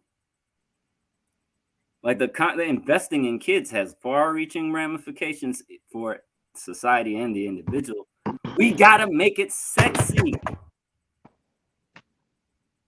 I got an idea. Now, I don't know if you gentlemen have the answers or the way to flesh that out, but as far as action steps is concerned, I think it's either Sweden or Norway, but it might be Sweden, but they require all of the I don't know if the females are required as well, but I know for sure the male children are required at 18 to go through basic training. They don't have to go to war, but they're required to go through basic training, mandatory, and they're required to take their service weapon home with them. So every male over the age of 18 in Sweden is armed with an SKS and trusted and trained to use it effectively and not for no nonsense. I was in the Air Force and in basic training. Yeah, they call that conscription, by the way. Sweden and Switzerland practice conscription, where it's compulsory. Israel does it as well. Even the country of Laos, we covered that last week. Laos, they actually have conscription at the age of 15, mandatory military service. Shout out to Sankalam. I got some Laotian folks over there. You know what I'm saying? Shout out to them. Right. But look, this is the point I'm making. If in my basic training was 10 weeks, but in the course of less than 3 months, they gave me enough man training to cover 2 years. It was like I took a college course on what it was required to be a man. And I'm telling you, it was like exponential growth, like being in a hyperbolic time chamber, if anybody's familiar with that. So when we get to our job, right? My job is dealing with explosives. It's very critical that we don't make mistakes, because it can cost not only your life, it costs everybody their life, and then it can cost the pilot his life, so on and so forth. We don't want to send no flags on. Before you can walk in the shop, it is required for every new troop to watch a video and look through a book full of Polaroids of everybody who didn't get the memo, who missed the point. And I'm not talking about Polaroids. And when you're dealing with explosives, this is not pretty sights. These is not things you want to see twice. But I can't get those images out my head. And you're supposed to hit they call it a slap bar. It's a metal bar outside of the wall before you walk into the shop area, and it's supposed to dispel any excess electricity in your body, so that you're dealing with explosives that it doesn't accidentally trigger them. But no one ever had to ask me twice to do that.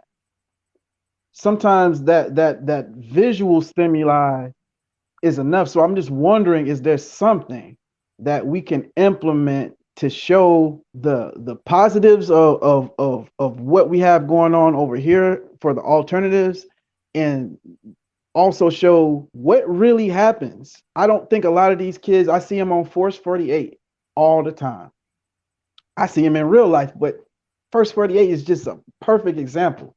Like if that was mandatory to watch in school, these kids, they don't know what they're signing up for, and they think these guns are toys. They don't have value for their life or anyone else's, and then they get into these situations that they're not equipped to handle. Then they come out as 30-year-old, 40-year-old men who've been institutionalized, trying to start their lives at an advanced age, completely behind the 8 ball, funding a government that in a private prison system that it's like self-propelled. You're putting the fire into the thing that's gonna burn you up. You're adding fuel to the fire just so you can get in it. You know what I mean? It's like fattening you up for the kill. So, I mean, with all that said, how do we create a system to dispel some of those bigger issues like gang activity from our youth until we can find something to supplement that draw that it has. And I want to talk about that draw because let's say, and I'm doing that whole pushback right now, right? All right. Yeah, Mr. Jones, I hear all of that. Hey, Mr. Pace, I hear you talking all of that stuff about delayed gratification. But look, man, I hear all of that. We don't got no food, man. Mama don't got no lights. Daddy's gone. Mama don't got no lights. Okay? Brown, he gave me school money. He gave me money so I could get some school to, he give us the turkeys. You know what I'm saying? He paid $6,000 for my grandmama's funeral. So what you talking about, man? I got to live now. Shorty can't eat no books. Shorty can't. Yo, Sin. Shorty can't eat no books. Chef, I've said on the other shows that when you have an individual lack,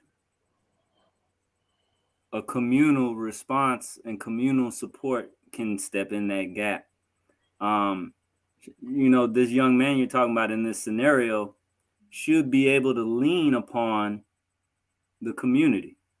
The problem is we have fractured communities. We have trust issues and divisiveness and real world factors that interfere with the development of community. And some of them are within our control and some of it is outside of our control.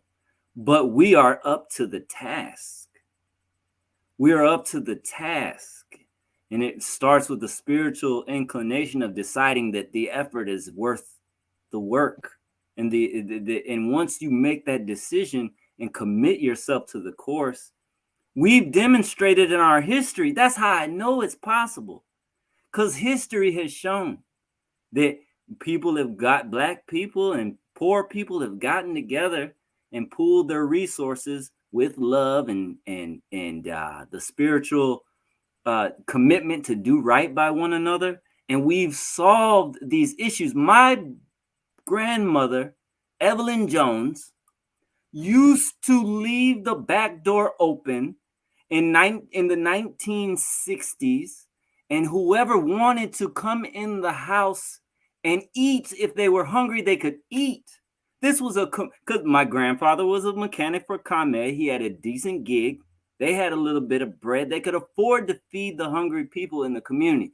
But like I said, it required her spiritual decision to support members in the community, and it required trust, a commitment to behave towards my grandmother with trust. Like people came in the house and they didn't disrespect the house, So we can conquer financial lack if we commit to doing right by each other and commit to valuing the health of the community just as much as we value the health of the individuals in our house. It's the only way. It's the only way that poor individuals can overcome being poor. I mean, look, I glorify the Black Panther Party for a reason. It's because these young people did so much with so little. There was a time where Black people didn't know that we were more susceptible to sickle cell anemia. And they went door to door and called our attention to that fact and provided free screenings. They set up free medical clinics. They set up the free breakfast for school children program that was putting food in the bellies of poor individual children so that they had the energy to focus on their studies. If they did it in the 60s and 70s, why are you going to tell me that in an era where we got more resources and more access to resources that we can't do that? I know we can, Chef. Yeah, that's my response to exactly what you said, Chef. Okay. Anybody else got some pushback? What Hannibal said. I don't disagree with what he said, because a lot of the times the people that walk up, you shouldn't be out here selling drugs. All right, so what should I do in the meantime? You know Standing what I'm saying? Outside trying to make enough money to feed my daughter. The answer to that question should be, the answers to that question is, yeah, I remember that. Yeah. That was interesting. So, but the answer to that question should be, all right. Well, my cousin, he owns the such and such spot down the way. We're gonna go over there tomorrow, and I'm gonna get you a job so you can work on the weekends when you're not at school. Say that again. That should be the answer to the question. The answer to the question should be, all right, well, come to my house on Friday. I got a lawnmower over there. Come cut my grass. I'll give you $30 to do it for me. Right? I got some pushback on that. Watch. I got some pushback on that. Watch. You guys, young like 10 minutes, okay? Give me 10 minutes. Well, take your time. Okay, go ahead. Listen, if we didn't piss you off yet, you ain't ready to go. We got to preheat the oven, so we still trying to figure out a way to piss you off, because that makes for some good TV, man. Okay. Okay. Take your call from your ex. Maybe that'll get you warmed up. Go ahead. Hey, look. I'm gonna pass it right to you, Andrea, because this is quick. I only had a little bit of pushback for Watts, is because I don't think it's even an availability of jobs or someone taking someone by the arm and saying, "Hey, come work with me." I think there are a handful of youth who would take that opportunity or offer, but I think the majority that are these troubled youth that we're speaking of would be more concerned about how much, what I got to do, how many hours you say. We're going to get paid, what? Every 2 weeks. $500. Why would I do that? I make $500 a day out here. And I got my time. And I don't got to get dressed in no monkey suit. What under what circumstances or what you're offering me better than, oh, well, you don't got to look over your shoulder. I got to look over my shoulder anyway. What do you say to that? Vic, you already came up with the answer to that. And you came up with the answer to that when you said that when you were shown pictures of dismembered bodies as a result of accidents with explosion, it made an impact on you, and it allowed you the spiritual motivation to make different decisions as it pertained to your safety. So that person, that young person who says that, I would tell them like this: look, brother, you're going to make your decision, but just know that the path that I've outlined for you don't result, like, it's a risk reward. They teach you in business school to conduct a risk reward analysis before you make a commitment of something as simple as resources, not just your life. These young kids are capable of understanding a risk reward analysis.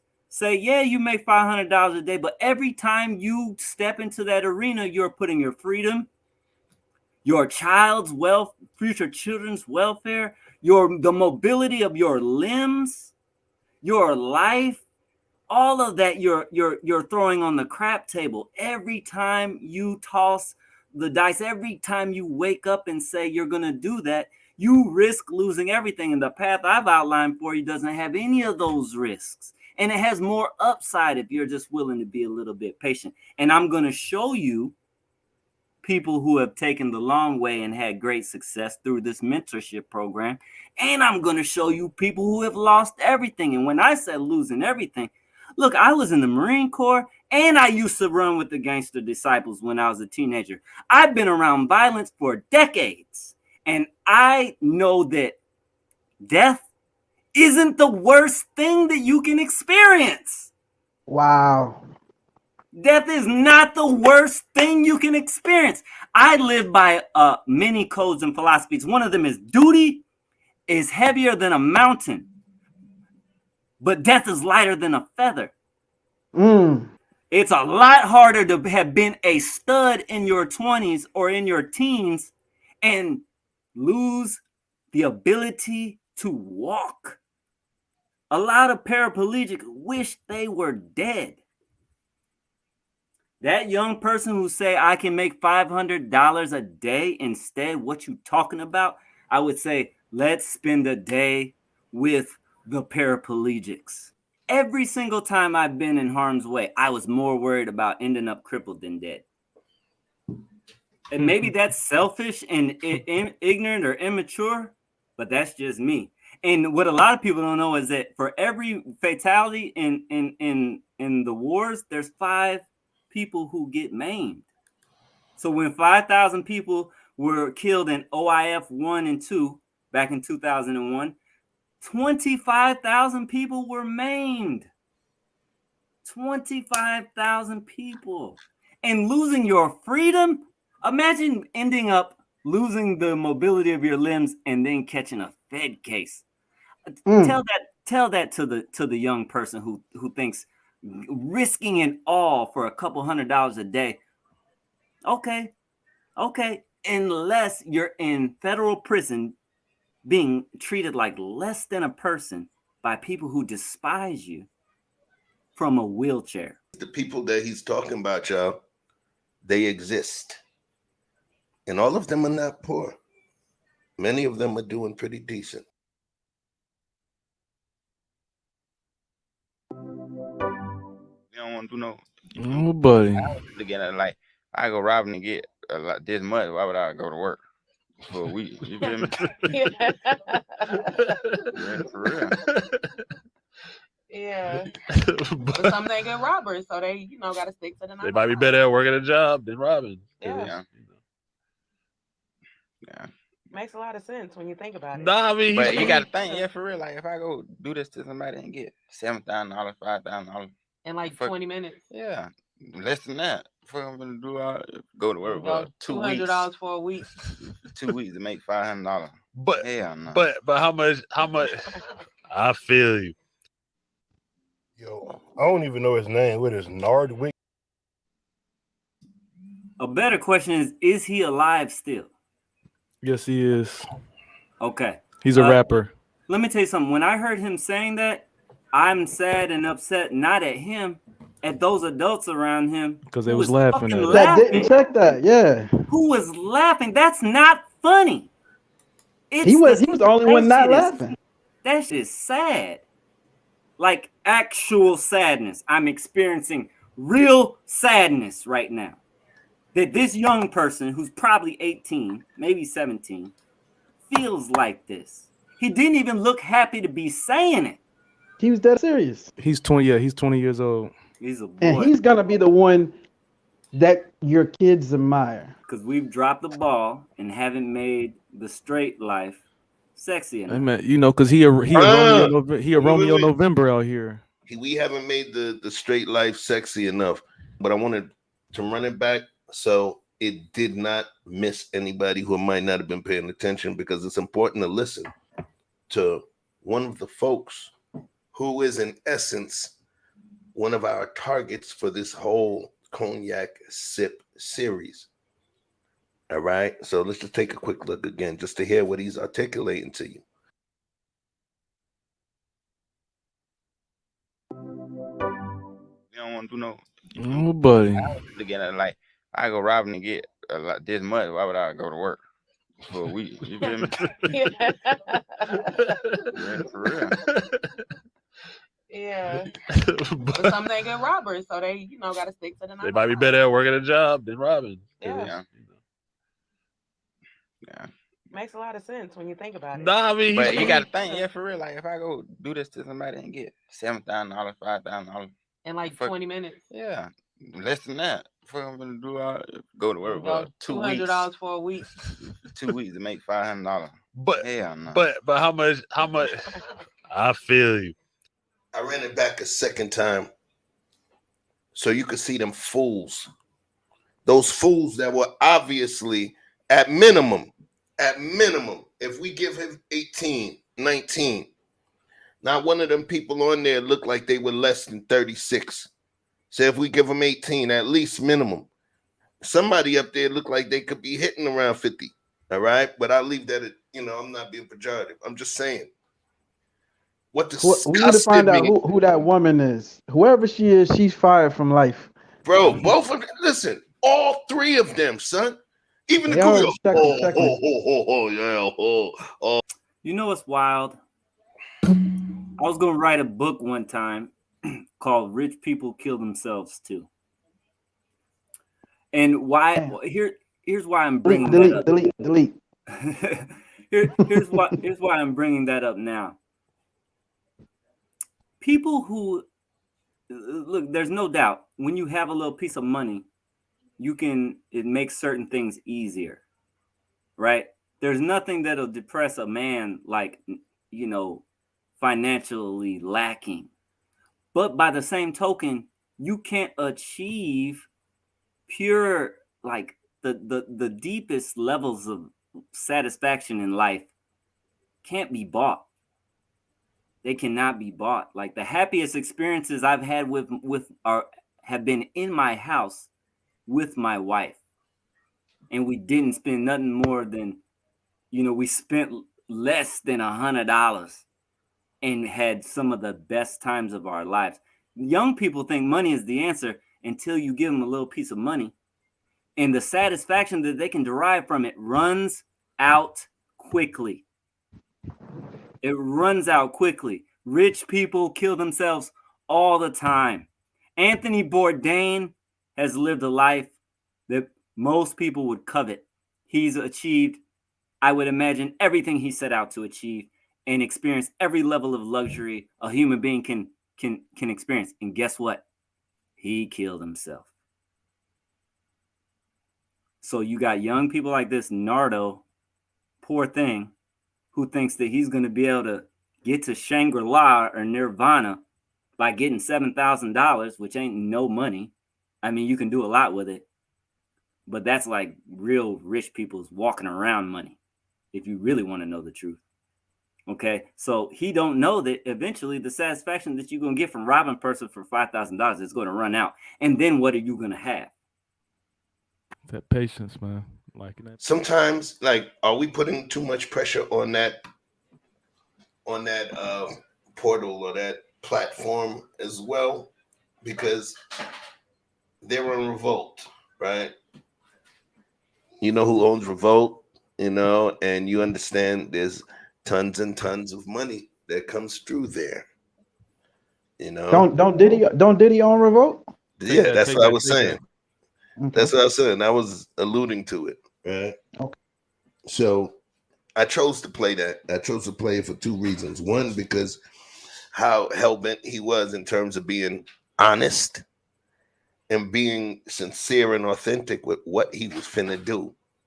He didn't even tell you just tell you, oh, if this didn't pop, this is what I finna do. Like, he said it like the way people say, oh, this don't work out, like the Hollywood Shuffle. There's always jobs at the post office.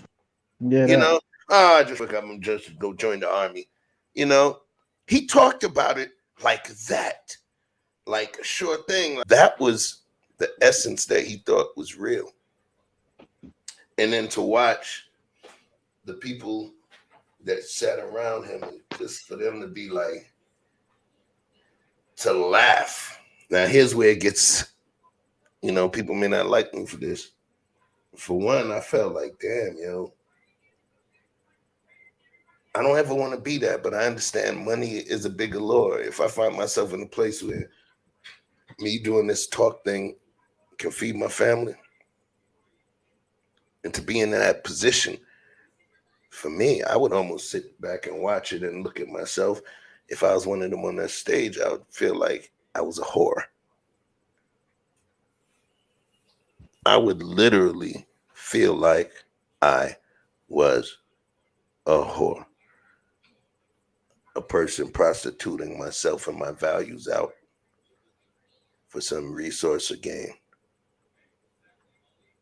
I couldn't imagine telling somebody, it's just sitting there and smiling like, my dude, for real though, like, you really think it's right? Or because remember, that was a promotional stint. It was not a conversation about, hey, what is Robin? This was promotion. He was doing a promo run. This is true. He was doing a promo run. So this was a promotional gig. But you didn't see the antithetical portion of that spectrum. We just got one, and they was like, okay. And they even gave him a rationale, like, yeah, man, 40 minutes of Robin. I mean, like, whoa. They were amening that bullshit. They failed to use their opportunity to exert positive influence on a young person who's misguided. This gonna be a good clip right here. Yeah, They chose viral. What do they call it? Sensationalism. They chose sensationalism for their own selfish gain in favor of spiritual fortification and intervention with a young person who was crying out for guidance. That's what happened. That's what we witnessed. Guidance. And what's crazy is they know that there's so much money on the straight side of things that is risk free. They probably know that, young man, you could be leveraging your social media platform to make $7,000 a day selling merch just based upon your social media following, and wouldn't have to expose yourself to violence or the state violence or an imprisonment. They know that. They could have told them that on TV. They could have said, you can make way more money safely than robbing, young man. What if I showed you how to make $200 a day from your couch?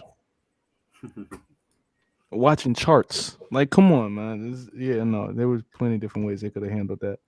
Plenty of different ways I could have went. So check this out, right?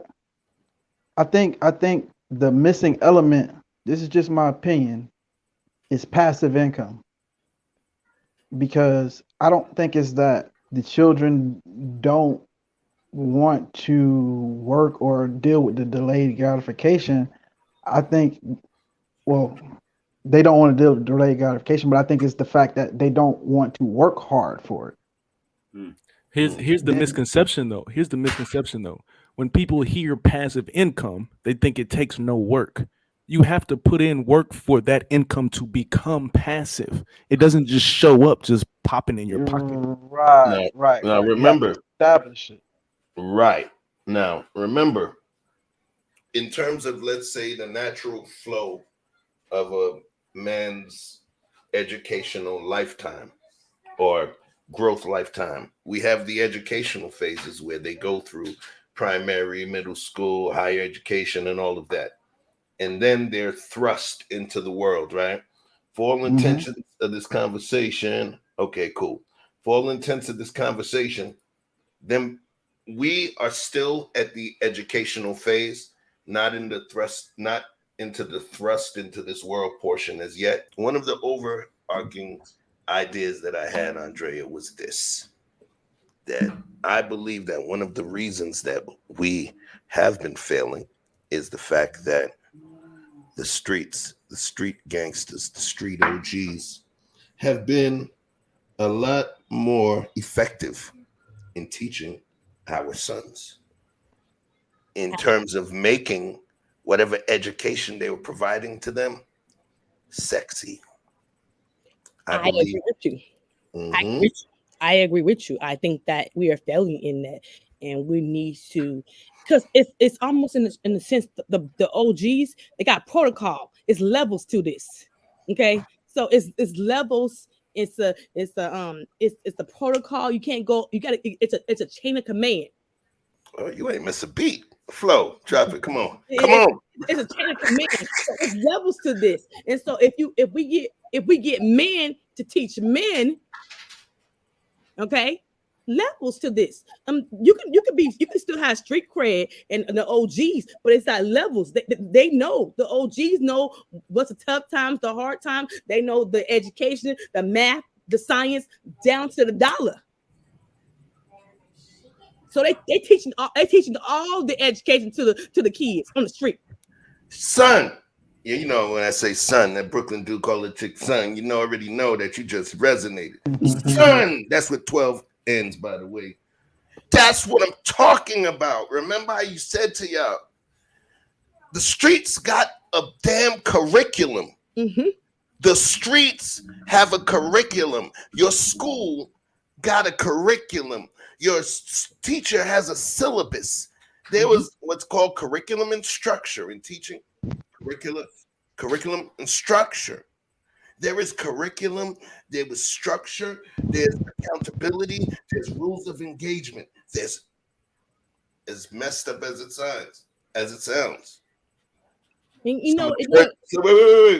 crazy as it sounds, some of the first scientists that dudes met was the chef who turned that powder into a rock. Mm-hmm.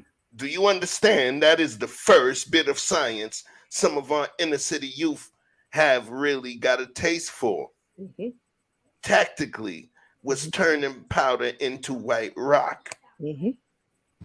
They got everything, the mathematics, and you get these numbers wrong, it's your ass. Yep. So it all comes back, not just the street thing, but it's like, damn it, man.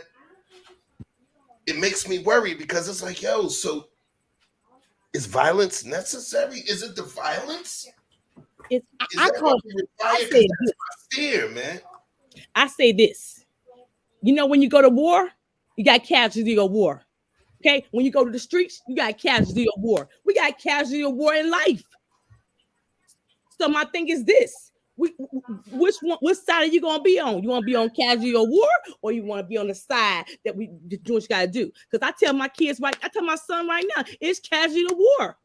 I'm sorry, but this is the way it is. And I, my ex-husband dropped out of school in the 10th grade, but I tell you this. That brother is smarter than a whip when it comes to math. It was things I was like, oh my God, that he math like this.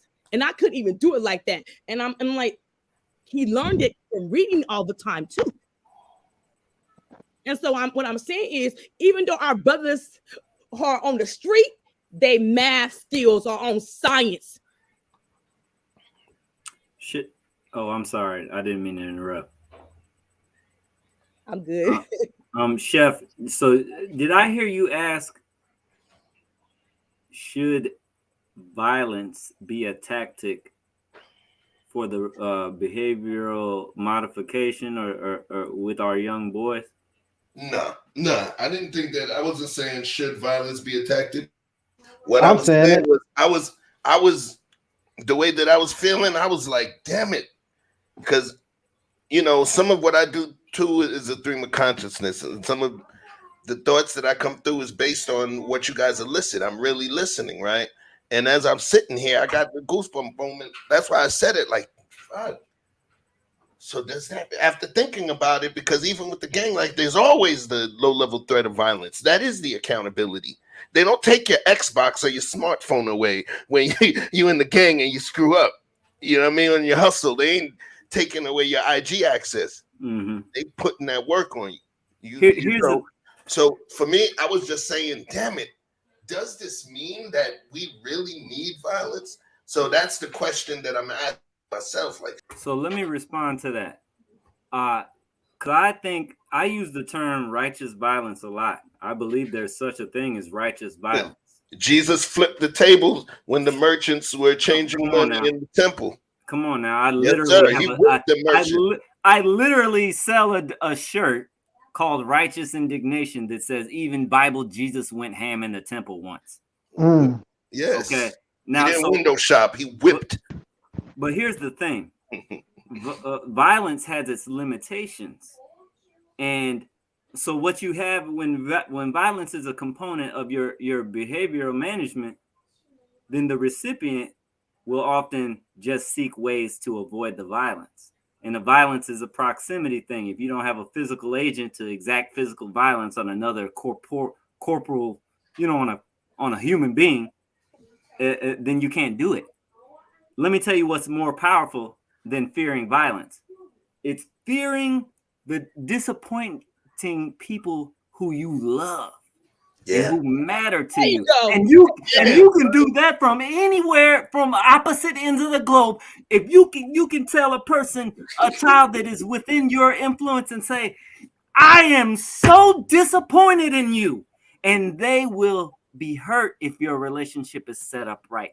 And just communicating that disappointment over the phone or via text message, oh my God. That's that's when you know you're firing on all cylinders. But for the record, you're not opposed to putting gloves on and meeting your son in the backyard. Am I correct? Absolutely not opposed to that, because there is a situation where that is the only tool that we have to begrudgingly utilize. I do like when we are talking, because what you said, it was righteous violence. Is that what you called it? Righteous indignation. Righteous indignation is the source of righteous violence sometimes.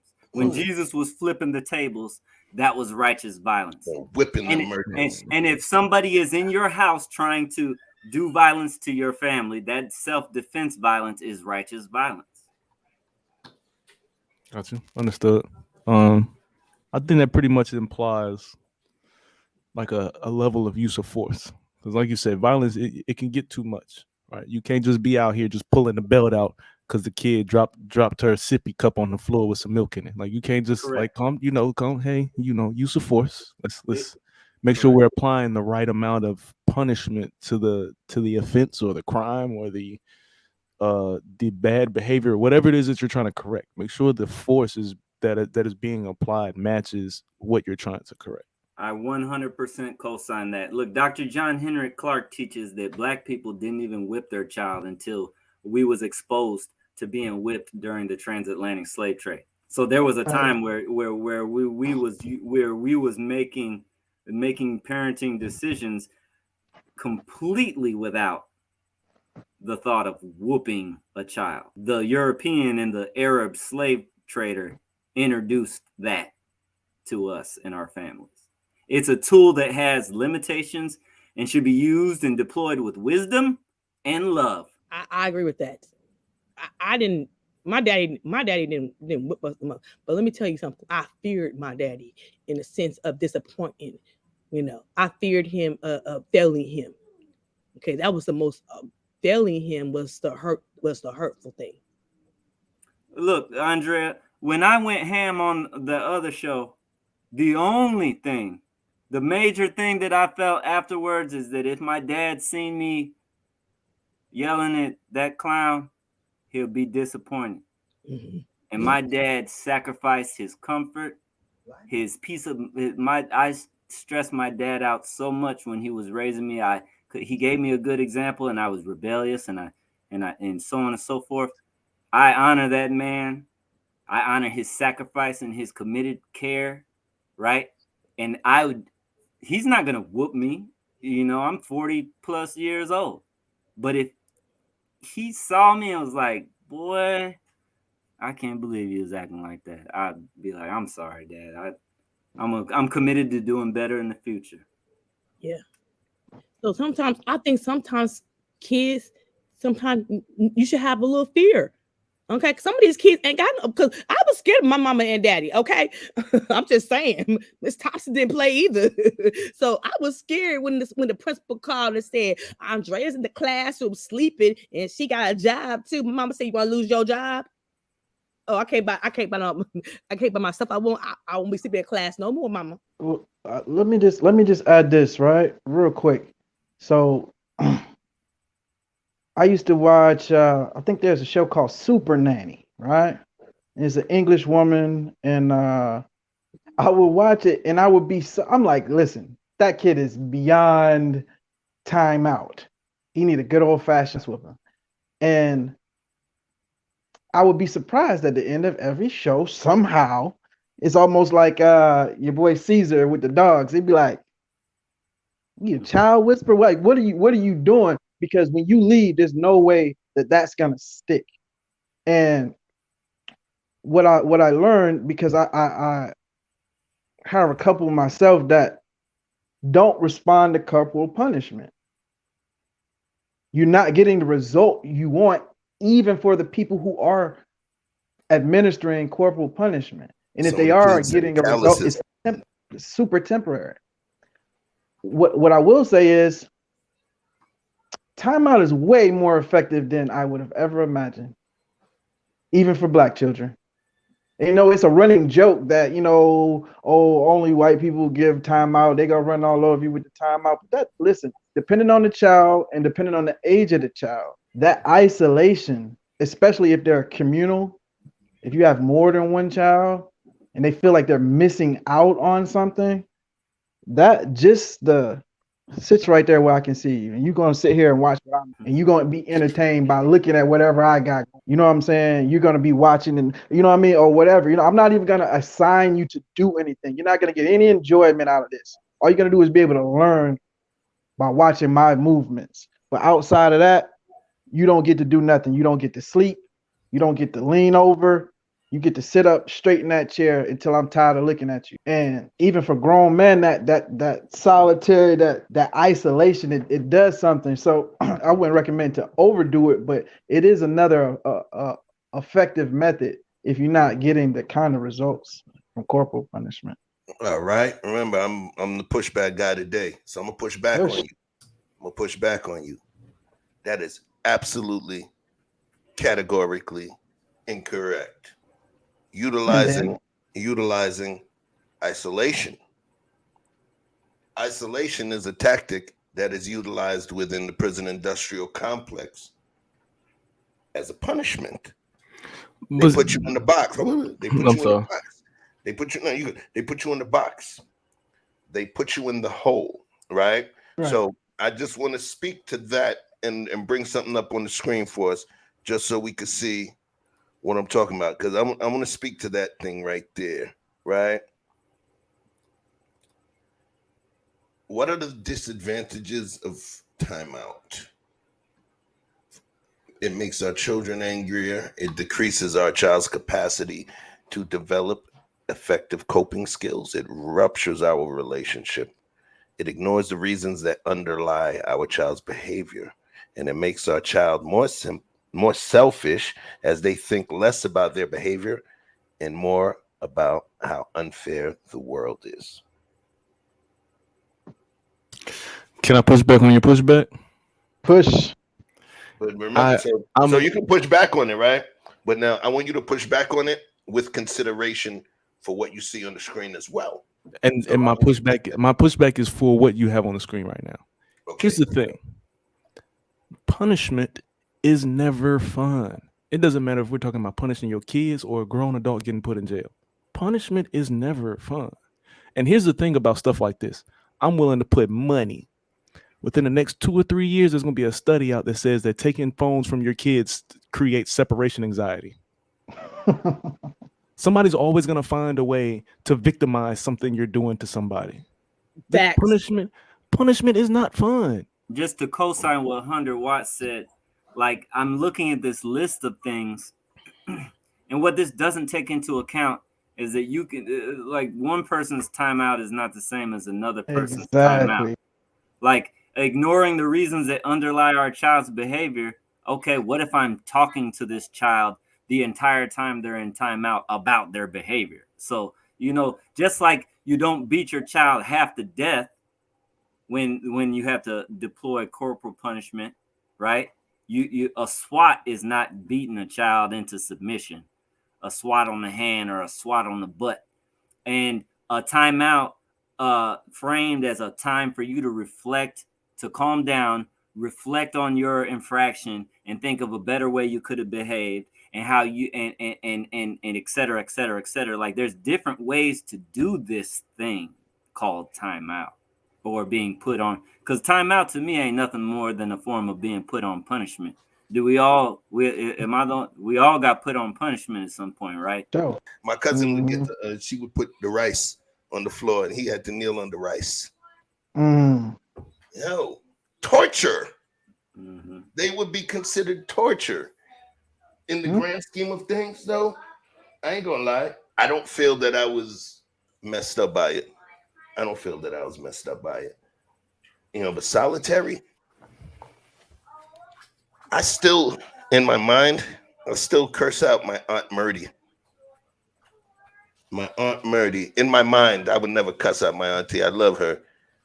There was a snowstorm, and there was a lot of snow out in front of the building, and the kids were out playing, and I thought I was in the apartment myself, and I couldn't find my snow boots to go outside. So me, I'm about 8 years old. So I'm pissed off. I see them all playing the dog and everything, and I feel, and I'm a little kid because I heard that word. I didn't know she was in the bathroom taking it. Man, she came out. What did you say? What did you say? But I didn't say I Fred. hate you.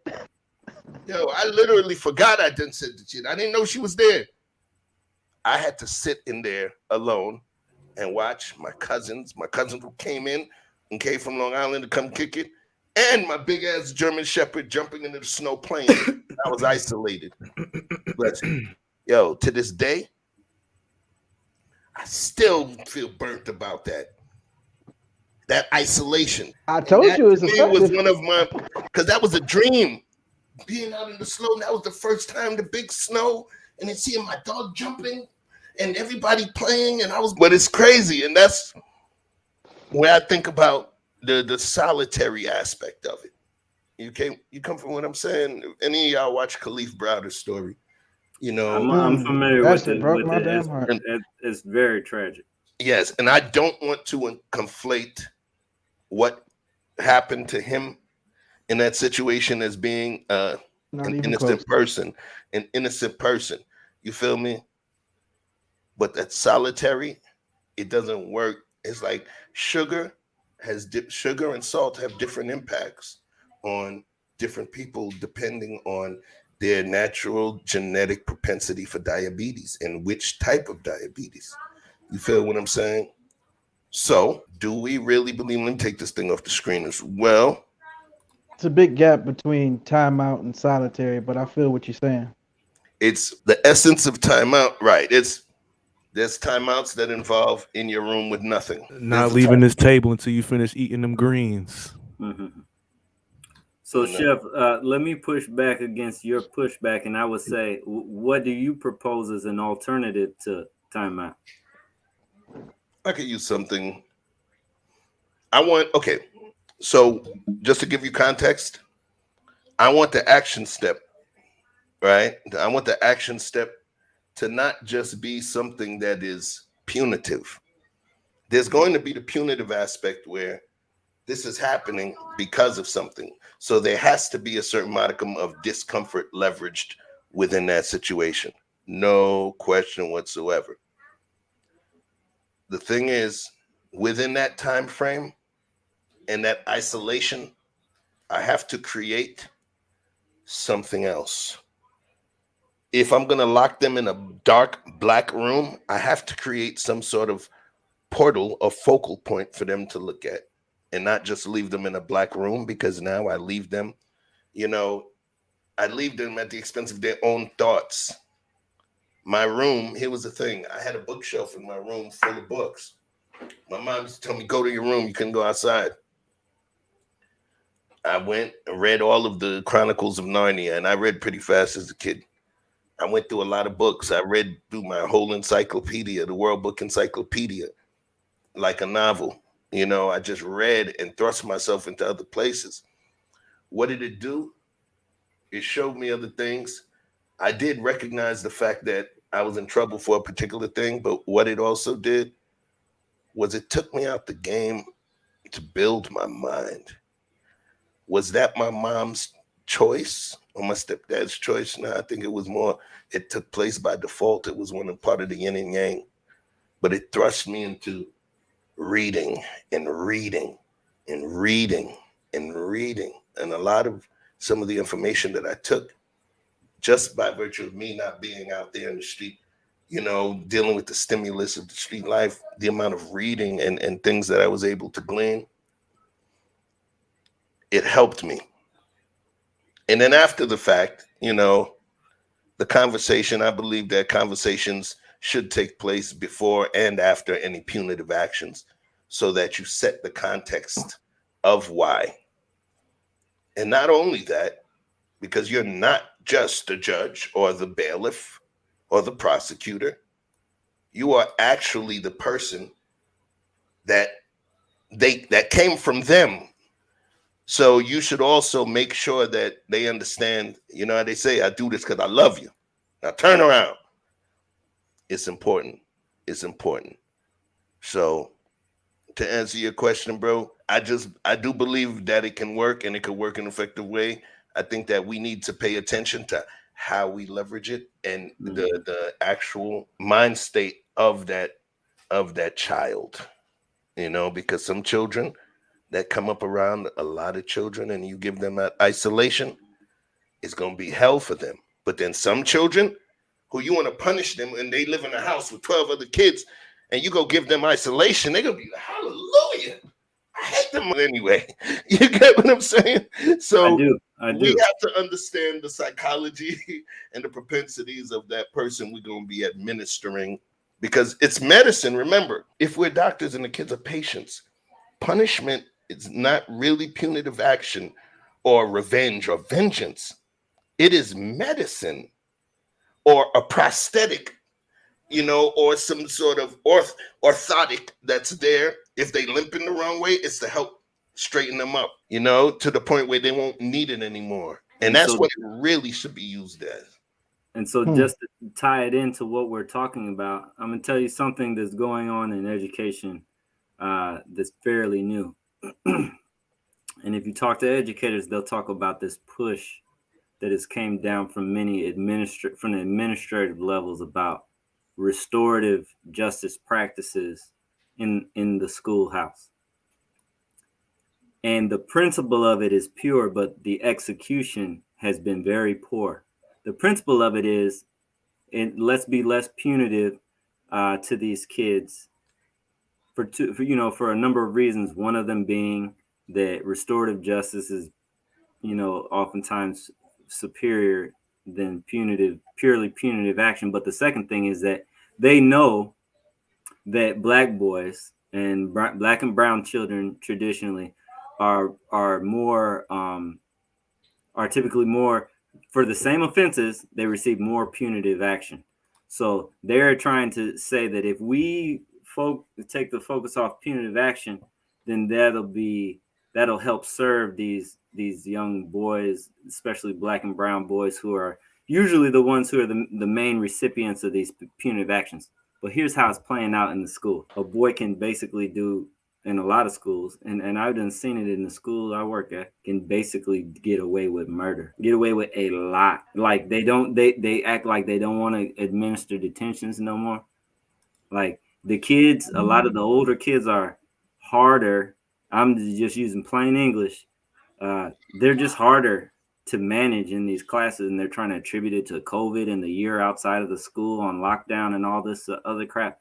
When at the end of the day is, they haven't found a balanced approach between punitive action and restorative justice. They just haven't found the balance. And if they know the balance, they're not allowing it to play out in the schoolhouse. Like I saw a boy get ketchup all over a girl, right? Ruined her outfit. Nothing came out of it, aside from me pulling him aside and saying, this is completely unacceptable.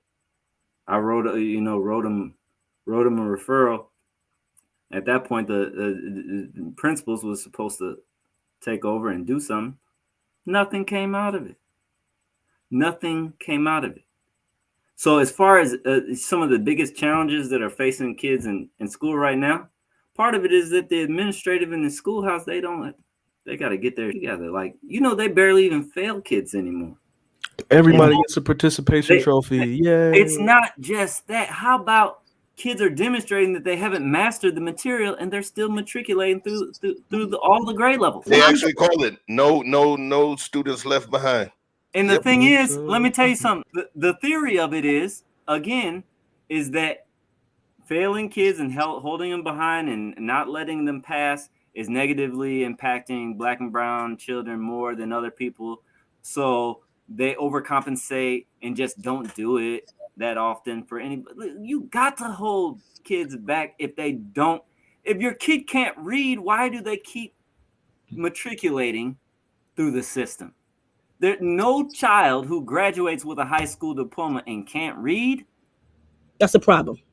That's a humongous problem. You're setting the child up for failure. My mom held me back. My mom held me back in the 4th grade. I had a learning disability. Okay. So I learned better by seeing and looking instead of all that reading. Okay. So my mom held me back in the 4th grade and I repeated the 4th grade. And I did the same thing to my adopted child.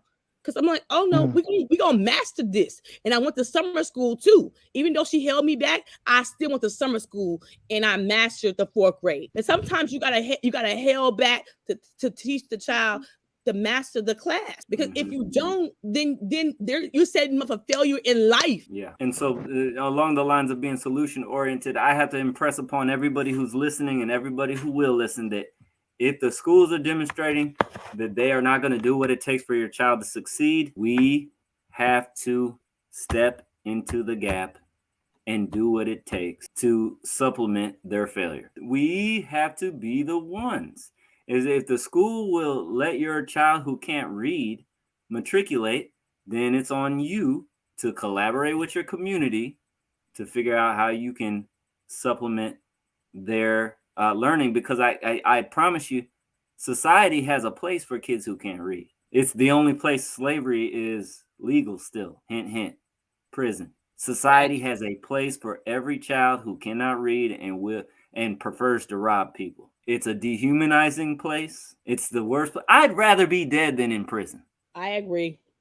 They effectively make you dead when you're in prison. I'd rather be dead than be in prison. And that's where society, look on that video. I don't think you played the clip, but in California, they built 18 prisons. And during the time they built 18 new prisons, they only built 1 new university, right? Yeah, that's where I live in California. Mm-hmm. Wait, what's the word? Privatization? Whatever. Anyway, privatization. Yep. Privatization. And that to me is one of the grossest things about American society. They're so committed. The so-called freest nation on this planet is only number 1 in imprisonment. How ironic is that? And they are committed to this imprisonment, this slavery, so committed that you can buy and trade shares of stock for companies that run prisons and are incentivized. They legitimately have a profit, not legitimately, but they have a real profit incentive for people to commit crime and get locked up. That is an abomination. That is an abomination that only an apathetic populace continues to ignore.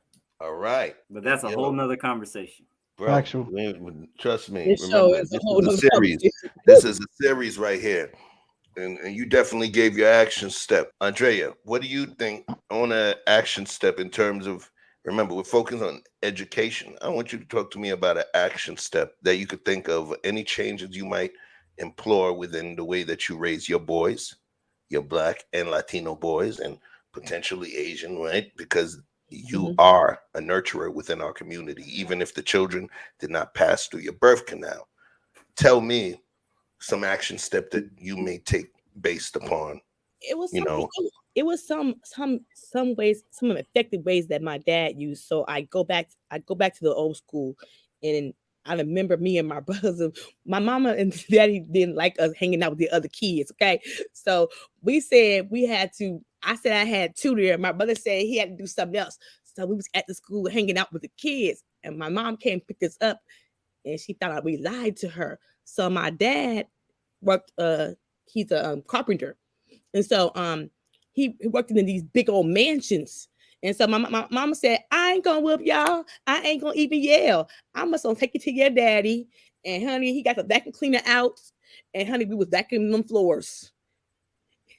He was like, this is a constructive criticism. This is how you're gonna do it. You're gonna vacuum the carpet.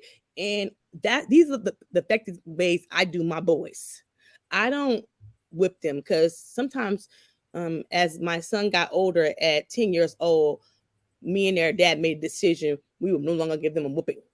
He need to be punished.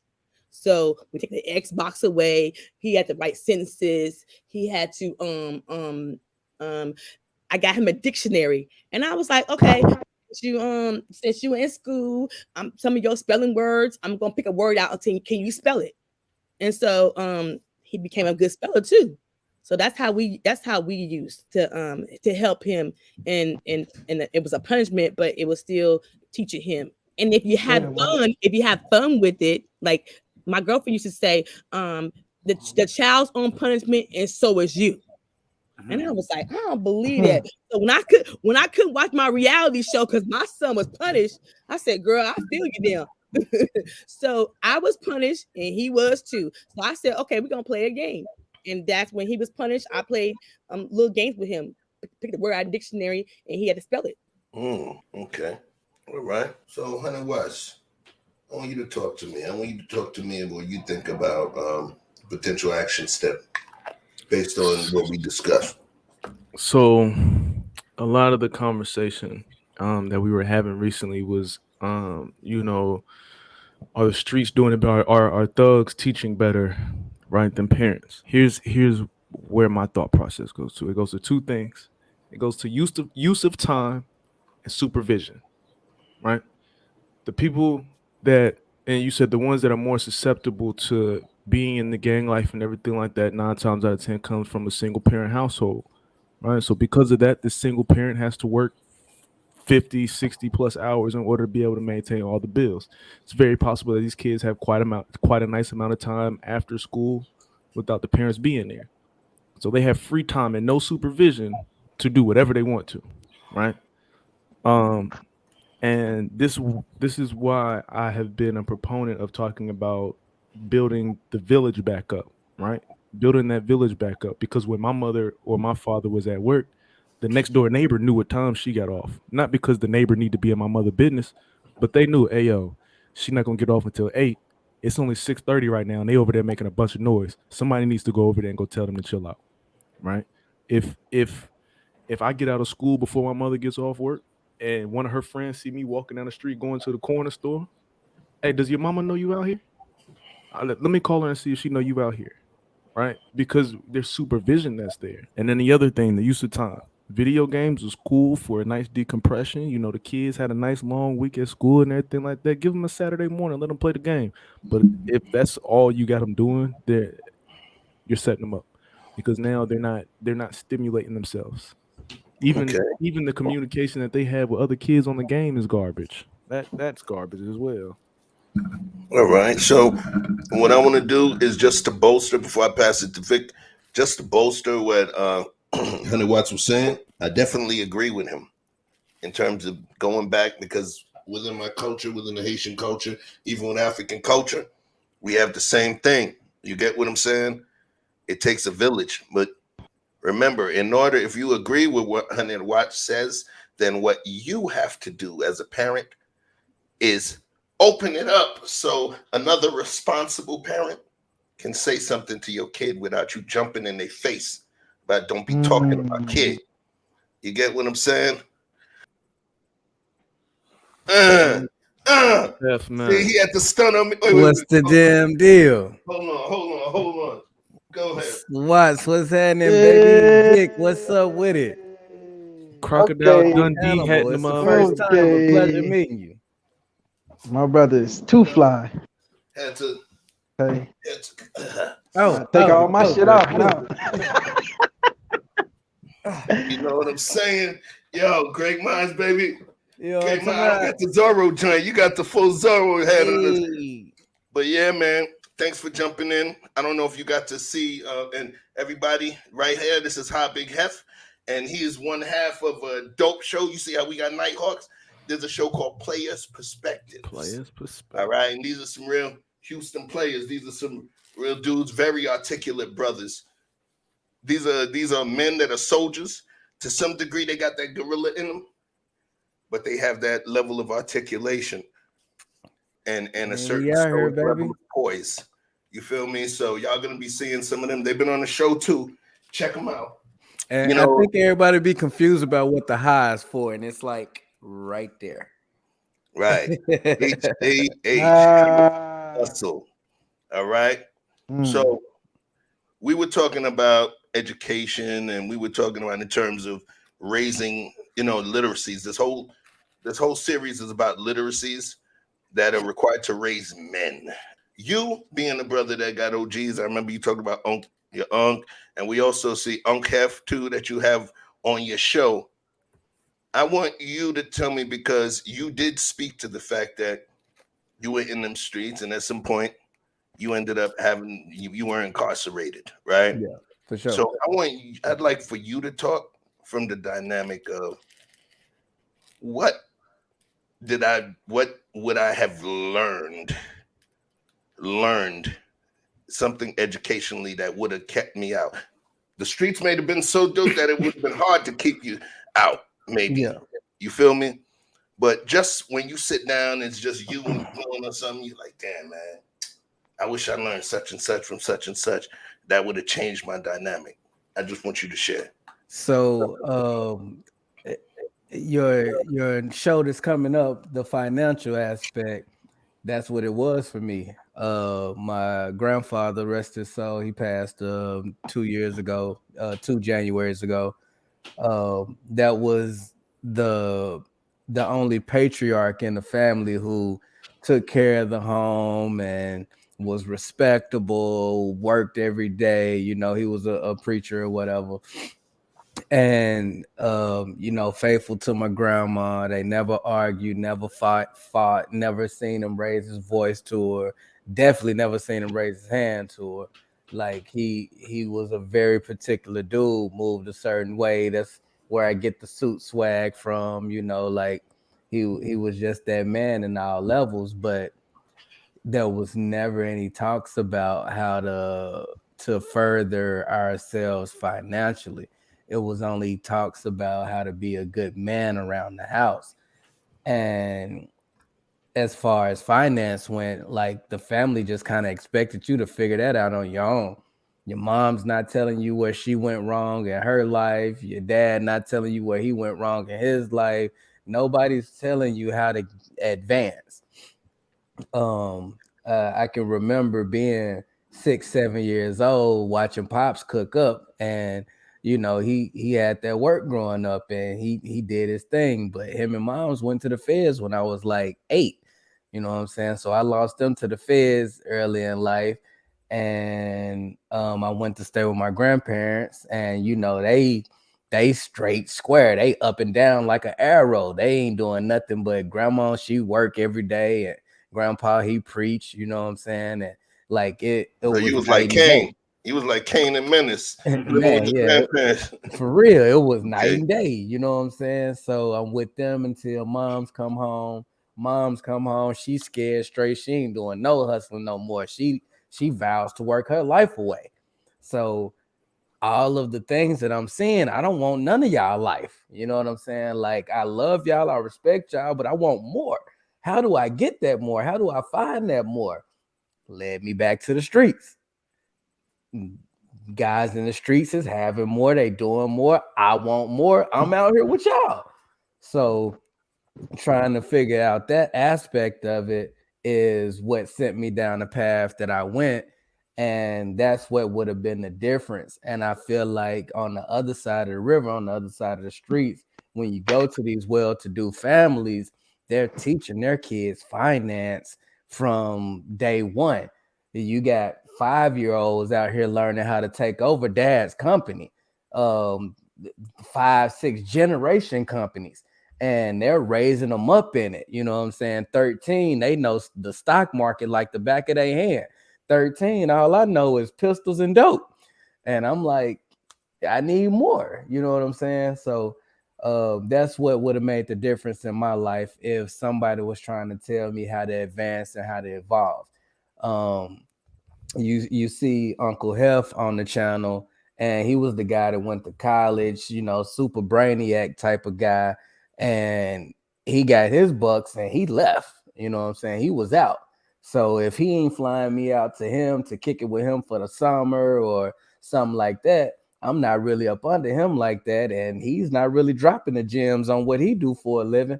You know what I'm saying? It's kind of this figure it out on your own type of thing, and that's what happened with me.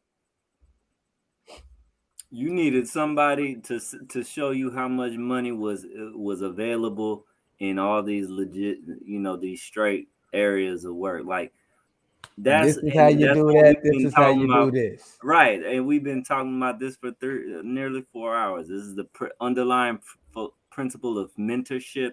It's the underlying principles of concerted parenting, and it's also, like Hunter Watts said, the underlying principle of developing a village approach to child rearing. Right. When our families can't handle the task the village is supposed to step up and be available, willing, able, and motivated to stand in the gap. Right. This will be the last of my commentary, but I wanted to give you a response to your question about the action step, Chef. Oh And, yeah. That's you're gonna give your action step.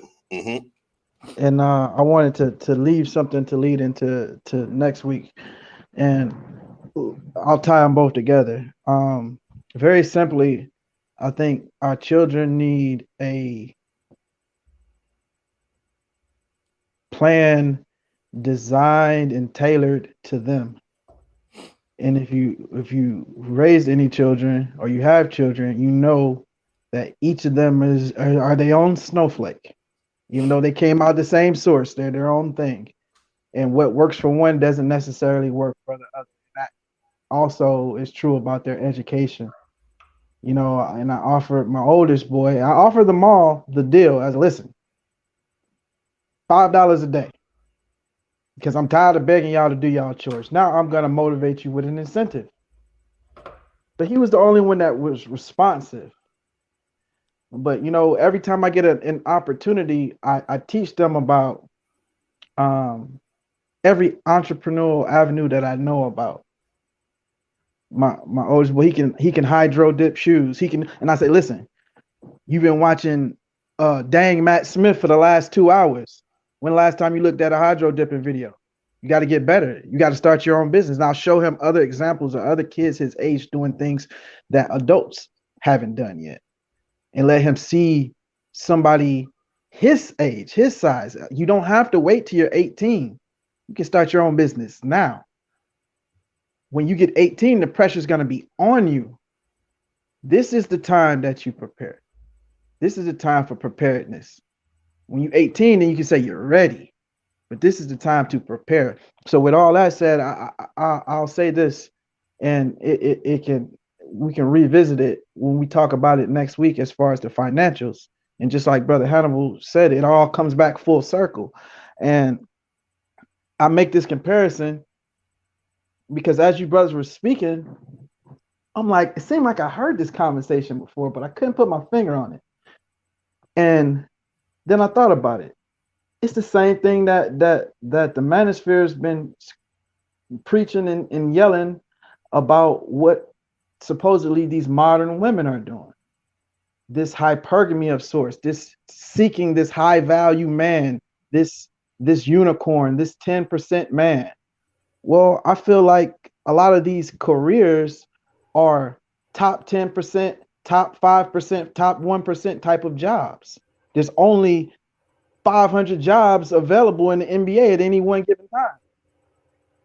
But how many of our young black youth want to be NBA players? You can't all go. So from athletics to high power corporate jobs, all the way down to the most likely and most reasonable alternative, your local drug dealer / gangbanger. Whatever they can do to bring in the big bucks while still being able to reclaim their time, because I think that's what everybody's looking for is a way to buy your time back. And I think a lot of the young folks are looking at us and they're saying, hey, you look worn out, you're stressed, you talking to me crazy, and you damn sure don't look like you're enjoying life. Why would I sign up for that? Show me something that looks appealing. And most people aren't living appealing lifestyles. So I think we got to figure some of this stuff out for ourselves so we can have something to show and or teach. And you know, we can speak on all that next week. Vic, I co-sign that, and I'm gonna briefly just supplement what I said for an action step. All right. Okay. If you've read The 7 Habits of Highly Effective Individuals, Stephen R. Covey, baby. If you've read that, then you know you've been introduced to the concept of interdependence. He puts forth that interdependence is the highest level of operating higher than just being independent. And I agree. And the reason why is because interdependence demonstrates your ability to work with others. And every major task, every major accomplishment that any human being in any society has ever achieved was done with a team of people working interdependently. Now, I'm here to tell you something that ain't readily apparent in that book. Interdependence strengthens communities. Interdependence gives you a reason to be better to your neighbor. If you're downstairs, if you live in a 3-flat and there's 3 families in a building, and the people in the middle are helping look after your kids when they come home from school, and you're providing a service to them, and the people on the bottom are providing something helpful to all the other 2 families, guess what y'all got? Reasons not to fuck each other over. Guess what y'all got? Incentives to do right by one another, regardless of how you feel about their idiosyncratic differences. Bing bong. Interdependence is the key to community, and it is the key to collaborative work, but it is dependent upon doing right by one another, but it's a self-fulfilling cycle. If we're mutually beneficial, engaging in collaborative support, then we're going to do right by each other, and we're going to be more inclined to continue to build together and overcome and overcome those gaps that we have in our individuality. Okay, so what I would recommend to people is first know your history and know that our people have been poor and overcome the rigors of poverty many times. The beauty of American Blackness is overcoming situations and conditions of lack. Okay, we've done it in worse conditions. We can do it now. It requires our decision to do so and our commitment to work with each other in order to get that accomplished. And it's fortified by love for our kids. We got to know that we can give them a better future and a better present, and then commit ourselves to that, and then work with our own people who we live around all too often and get it done. People ask me when the last mayor of Chicago was running, what do you want the mayor to do for Black people? I said, get out of our way. That's it. That's it. That's it. Stop coming to my community trying to get easy arrests to fill your broken system of felony arrests. And you want to get your arrest however you can do it, so you get them by messing with people who ain't bothering nobody just because you know that they don't have the legal the resources to fight these bull cases. Just get out of our way, and we will accomplish our own empowerment and betterment by ourselves, being interdependent, building community, and supporting one another. That's power. That's power. The power of the people that Huey Newton and the Panthers been trying to tell people about since 1966. So you heard it, y'all. Y'all boys been cooking all night. I'm gonna just take a bite if you don't mind. Go ahead. You've been smelling all that food, right? That's food cooking, but dang. Let me tell y'all something, man. The beauty about this thing, the overarching conversation was education, but the beauty of it is there were multiple facets to it, and each one of you guys touched on specific facets. One was about the ability for a person to learn. Another taught about the things that we should use or implement within the education of our boys in terms of consequences and things of that nature.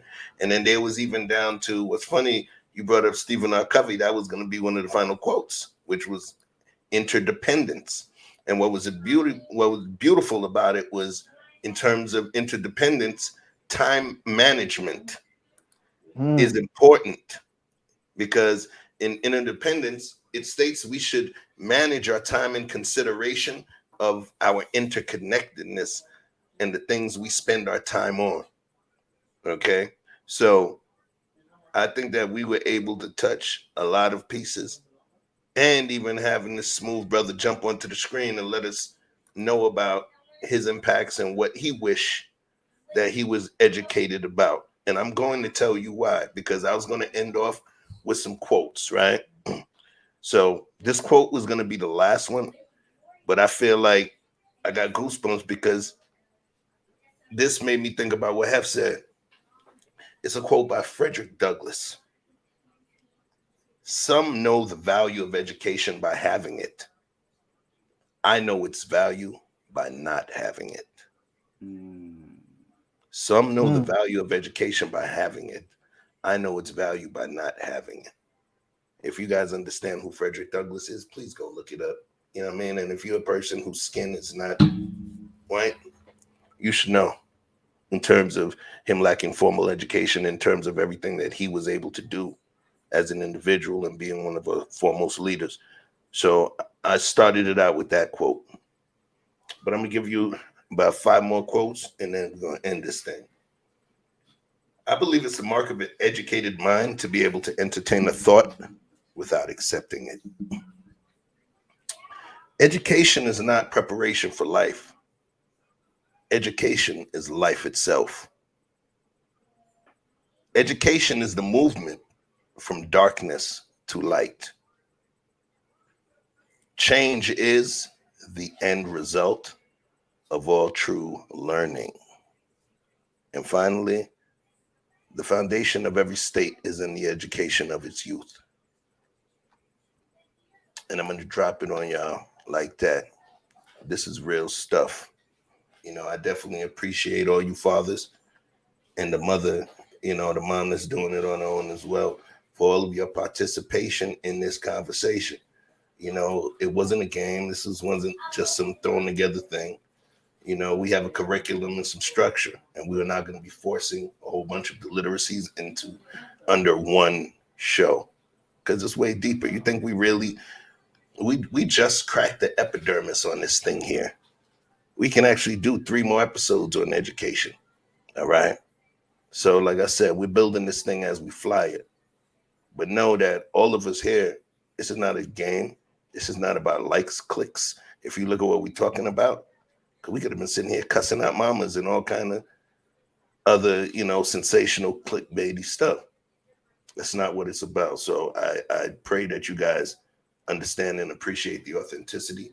And even in terms of this conversation, me reaching out to someone that is actually doing this damn thing in our urban community in Chirac and all of that.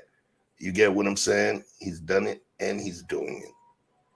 He's living that life, y'all.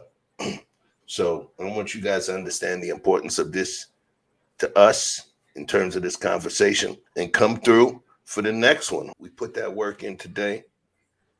And I sincerely appreciate each and every single one of y'all for jumping in to this fatherhood cognac sip, even if you're not a father. Hopefully, you will pick up and glean some information that potentially you could give to your son if you're a mom, or you could give to your little brother, or you could give to the parent of another son that may not have had the opportunity to see what's what. You get what I'm saying? So listen, we did this thing today. It was a beautiful, beautiful, beautiful thing today. And first off, if you dare say anything negative about this here, this is what I'm going to tell you. You better shut your mouth. You hear what I'm saying to you? You better shut your white mouth. You better shut your white mouth. I'm not kidding you. You heard? This one. Hey, should have never gave you brothers money. Should have never gave them money. Well, yo, family, this has been real. So I'm gonna send everybody out.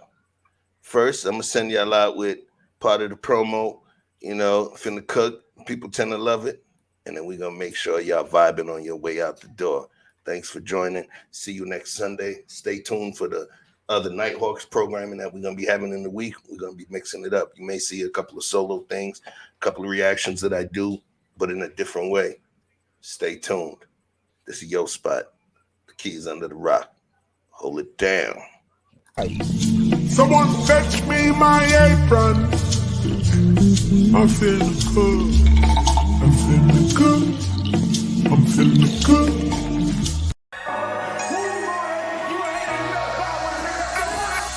Pull up phone jump, it's the weekend. You done come true with the big friends. Hitting down doors, that's the defense. Rolling with all, that's the offense. It me change, you let me preaching. With a bull shaking to my maybe drop bands. Today on by and I say, today on by you the kid play. Baby, tell me what you want. Julian, well I know you need fun. Ever since remember that we been knocking at the door. Y'all be moving paper, we be running up the school. Y'all before that pill that we was sleeping on the floor. West side Africa, you know the shit ain't fun. I don't care what they say. We don't care. Driving all night long. I don't care what they say.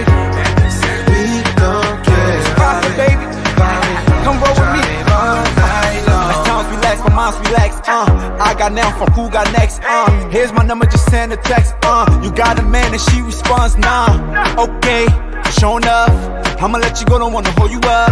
I'ma call your phone when I'm putting up. Whoever let you go must be dumb as fuck. Wait far. Girl, you so fine, I pay for. Fly you first class to LA for. Body so blessed, I pray for. Body so blessed, I pray for. Cause I don't care what you say. I don't care what they say. We don't care. Driving all night long. I don't care what they say.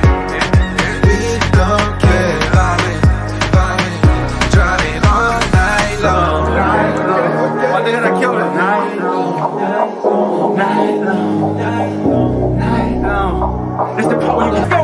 1, 2, 3, hit it. I don't care what they say. We don't care.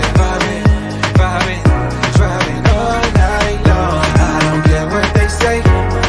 We don't care.